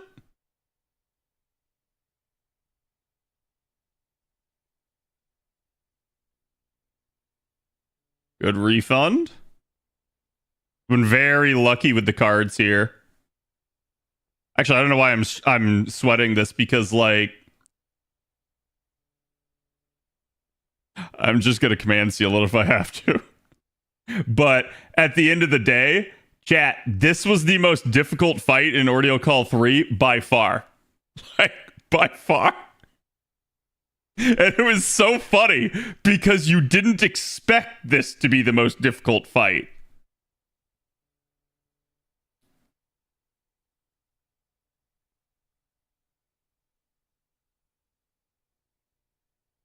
Uh-oh.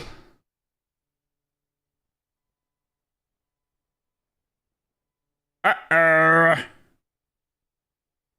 I'm about to get nuked from orbit here.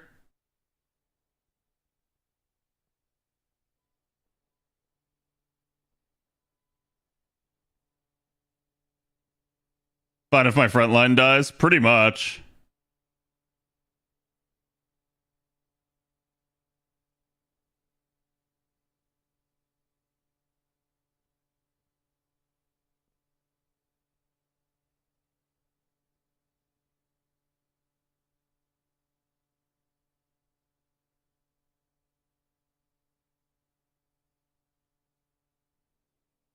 They gotta try to kill right one.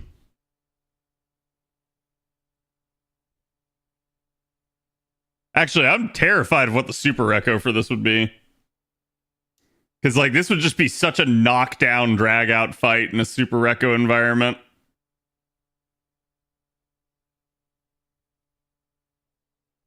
Like, not saying it's undoable, just that, like... Ugh.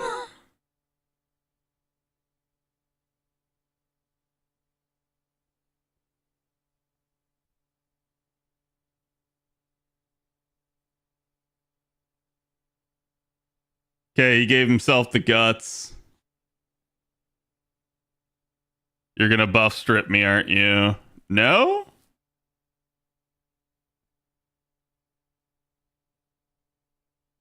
Oh, look, what's that? Solemn defense pierce. You pierce the unpierceable.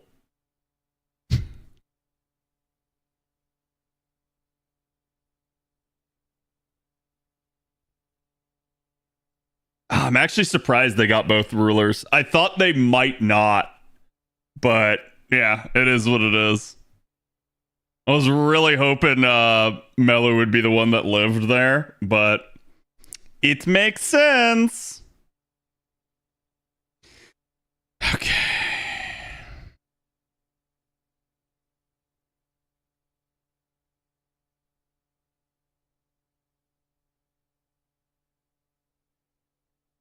Oh, come on. She's got that freaking 100% crit card.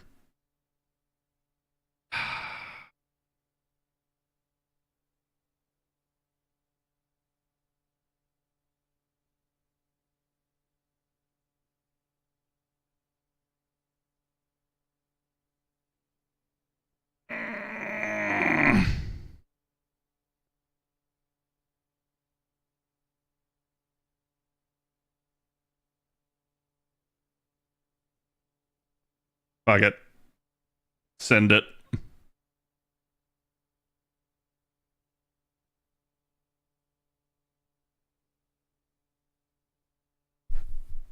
Apparently Ruler Moriarty does well here. He does.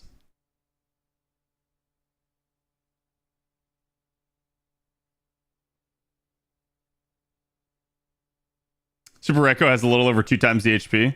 It's actually not that terrible, then. Oh, man, we almost got him. Wow! Okay, now I'm in a very much do-or-die situation.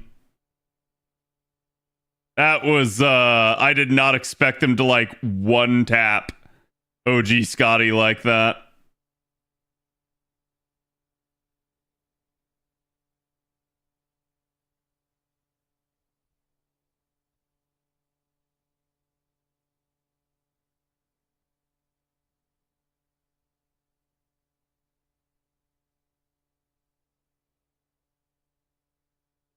So we got to aim for left one here. So I've got to try to murder her before she gets an NP off.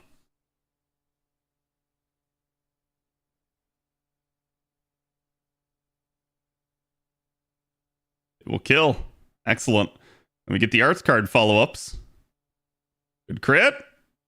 Yes. Yes. Holy hell, stop. My brother in Christ, it's your counter class. You should not be hitting them that freaking hard. Gonna play the bunny here, but I'm gonna let it rip one more time. Is her crit damage arts up only? I don't remember. Or is it all crit damage?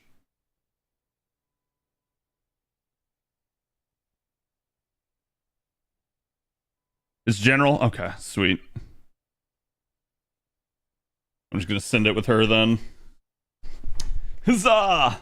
Yeah, so this was actually less painful than the first time I did it. The first time I did it was like, I don't remember, but I think I went in like completely blind. And I was like, what the heck is that? Oh, of course, he was gonna try to weight room me. 266 health. Still got him. Oh wait, never mind. It was arts only and beast. God damn it! It's funny too because I literally had pulled up EO's page just to go look, and I was like, "Oh wait, Avalon told me he knows."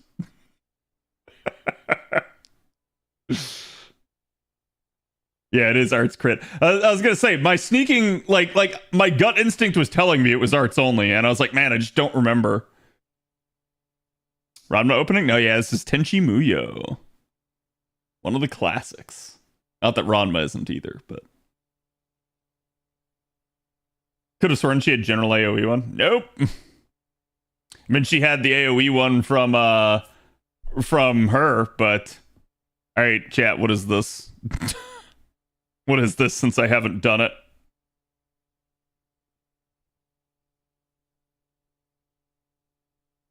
Screw it.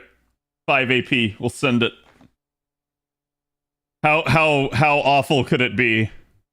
It couldn't be a fight against a single Hakuno out to murder me brutally because I summoned his other half. Oh, it actually isn't.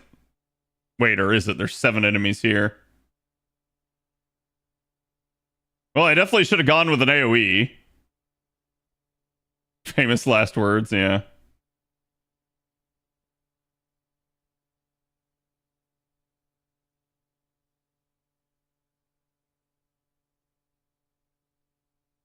It's so nice actually getting her own, What if we just did this? And then what if we just did one of these? There's Shadow Servant, so I shouldn't expect a proper NP, but I'm still going to attempt to brutally freaking murder the unit that has the least charge. Fade extra shadows, yeah.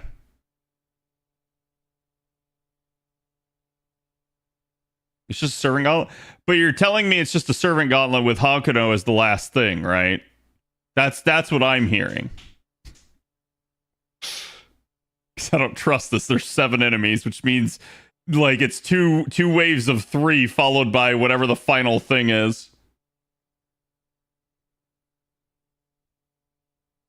Yeah, Say would mess this up.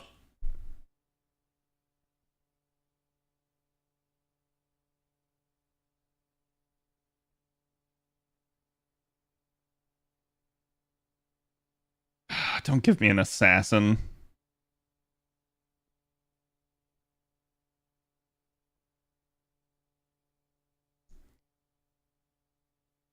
I just hope the Shadow Servants don't start using charge skills.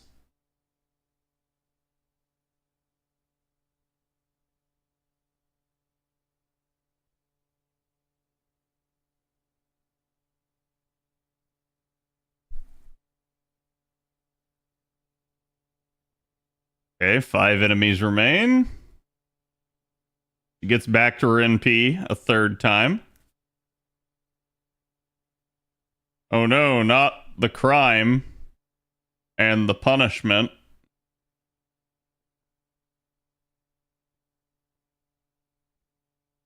Gonna go for the crit loop again. Actually, I probably should have gone after Drake there, but I get way more damage off the NP than I do her cards. Like, her NP is slapping. And by the way, chat, this is just an NP1.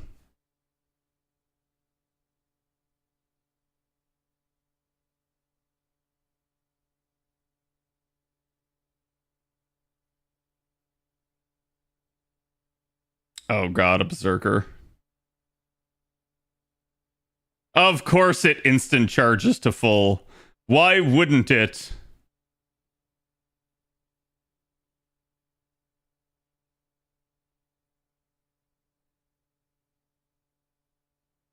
Do not pursue. Yes. Problem is I just lost a bunch of my damage, but she should deal effective, yeah. So he's dead.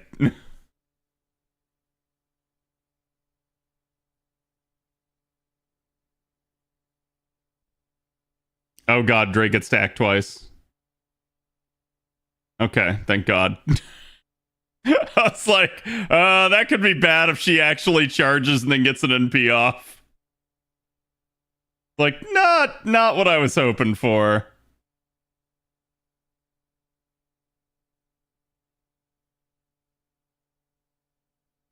Just kind of chipping away at her, and then we'll probably take out Nursery Rhyme as we get back to the NPs again.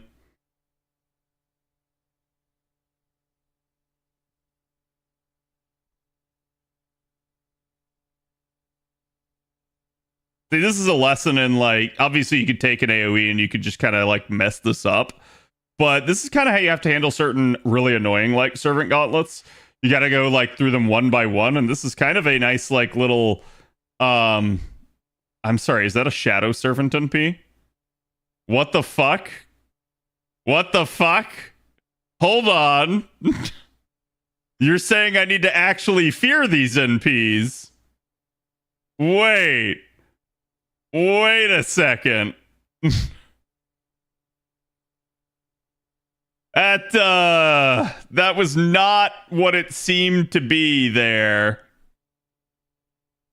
I smell a rat.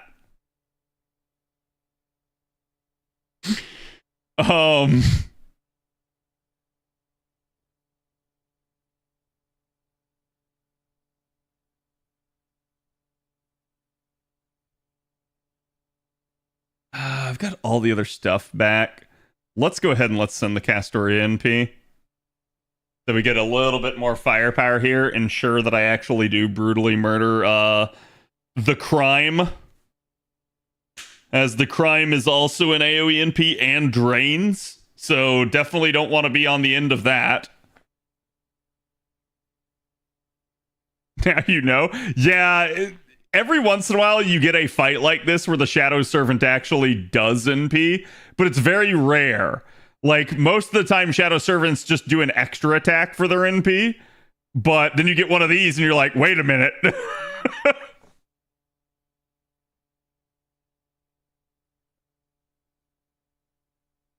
Okay, give me that. Give me that. Give me that. Give me that. Give me that. And then give me that.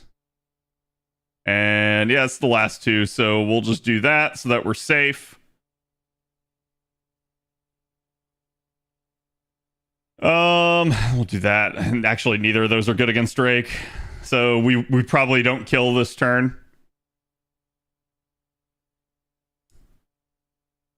This isn't the BBA cute? Nope. This is a fight on JP.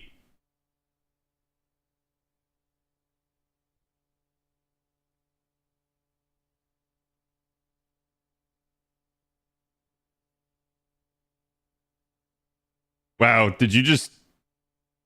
Yes, you did charge me back to full again, so once more. Send it, baby! I have laser discs of Tenchi Universe? Nice. That is wild damage for NP1 neutral? Yes, it is. He does great work. Like, Kagetora's damage, so to put this into perspective for you guys, Kagetora's damage is really not to be questioned, because when she came out, you guys know who the immediate comparison to was, right? She's single target, ruler, arts NP. So everybody compared her right here. And I have an NP5 chat. And yes, Kenshin absolutely still slaps. So she can exceed basically Estrella's numbers. So it's like she's solid. And it is absolutely an example of like power creep. But when you consider that she's the game's first single target 5-star ruler, it makes sense. And then when you consider the fact that like Estrella herself is probably way too strong for what she is, it makes sense. They kind of had to make her that strong in order for people to roll for her. Okay, now I got the spare copy of him. And I don't think there's anything else I need to do in here, right, chat? Like, it's just the free quests, obviously, but that's the spare fight. Looking, I don't see anything else. Okay. Whee! And again, chat, we go down for maintenance soon. Make sure I'm completely spent down on NA. That way I don't have to struggle bus it in the morning as I try to read story. What was I doing? I was doing a Tiamat over here. What node is this again? You mean the one that I'm going into right now in an A? This is like the Plains node outside of Chichen Itza. If memory serves. Sorry, I'm waiting on it to reconnect as I'm just popping buffs here. Yeah, this node is the best joint node.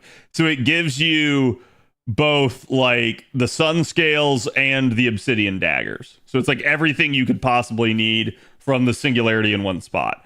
It's technically not the best for either material, but it's just the best if you want both, which I need both, so.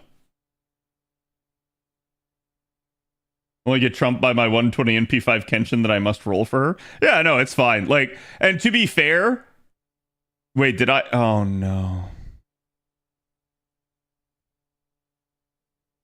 Chat, we just turned this into an adventure. I can't switch her either. Shit. Not again. How do I want to handle this? Probably best if I just do something like this, try to get a little bit more charge. I'm not going to get 10% though. Oh, I did. I got a lucky crit. Really lucky crit.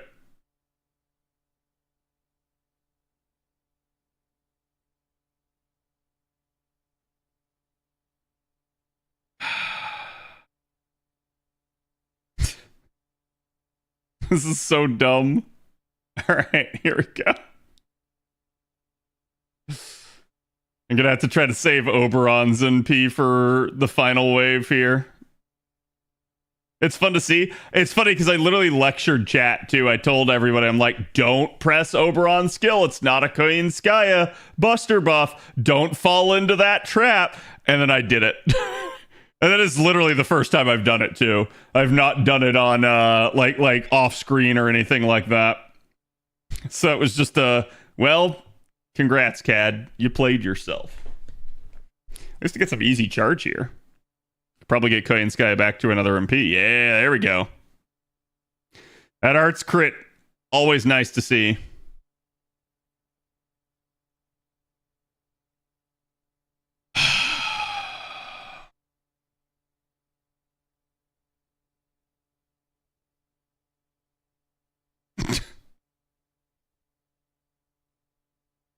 It's just bad no matter what I do. Has to go like that. Then you have to do the Koinskaya NP. Because if you do Oberon's NP first, he makes it invuln, and then Koinskaya can't hit the target. Can't wait for the next video for you to say that and we cut to this clip, probably.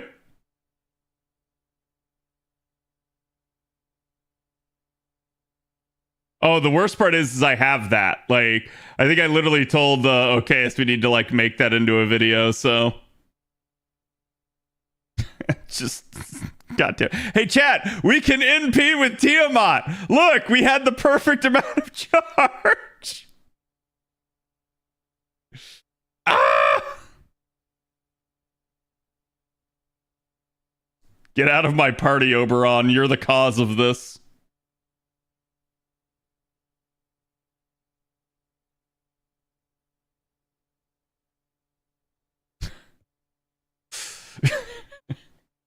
So many Tiamat cards, yep. Mommy is sleeping. Yeah, don't wake mommy. She might get angry and yell at you for forgetting your bento. Just press her NP button. Come on, yeah. What could possibly go wrong? Now that, chat, that is how you 6-turn with Tiamat. It's easy. All you can 6-turn with Tiamat with this one special trick. Like, all you have to do is brick her with Oberon and then fight your way through the node with everything else.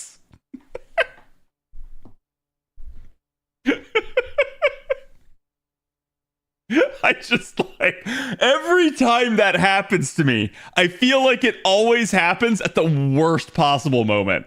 Like, it is always when it's like I'm just not paying attention and I shouldn't have pressed it. I knew I shouldn't have pressed it, and I'm neck deep in a node where I really needed that to not be the case. So it just screws me every time. All right, that is AP spent down on an A. I will handle my JP AP on the side. Chat, we're going to go ahead and end stream here tonight. Tomorrow, NP5 Draco rolls.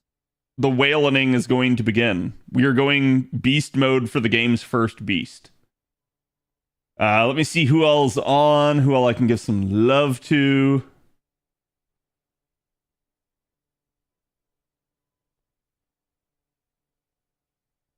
Who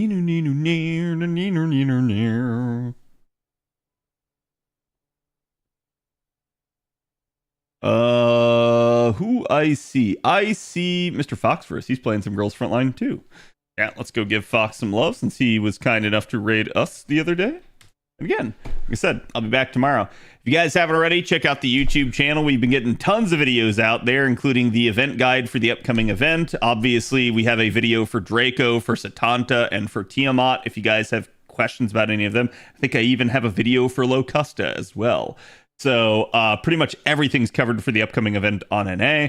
And yeah, also don't forget, subscribe to the VODs channel. It really helps me out. We're almost to 600 subscribers on that. So again, if we can get that channel monetized, I would appreciate it. And I will see you guys tomorrow. Go give Fox my love. Have a good one.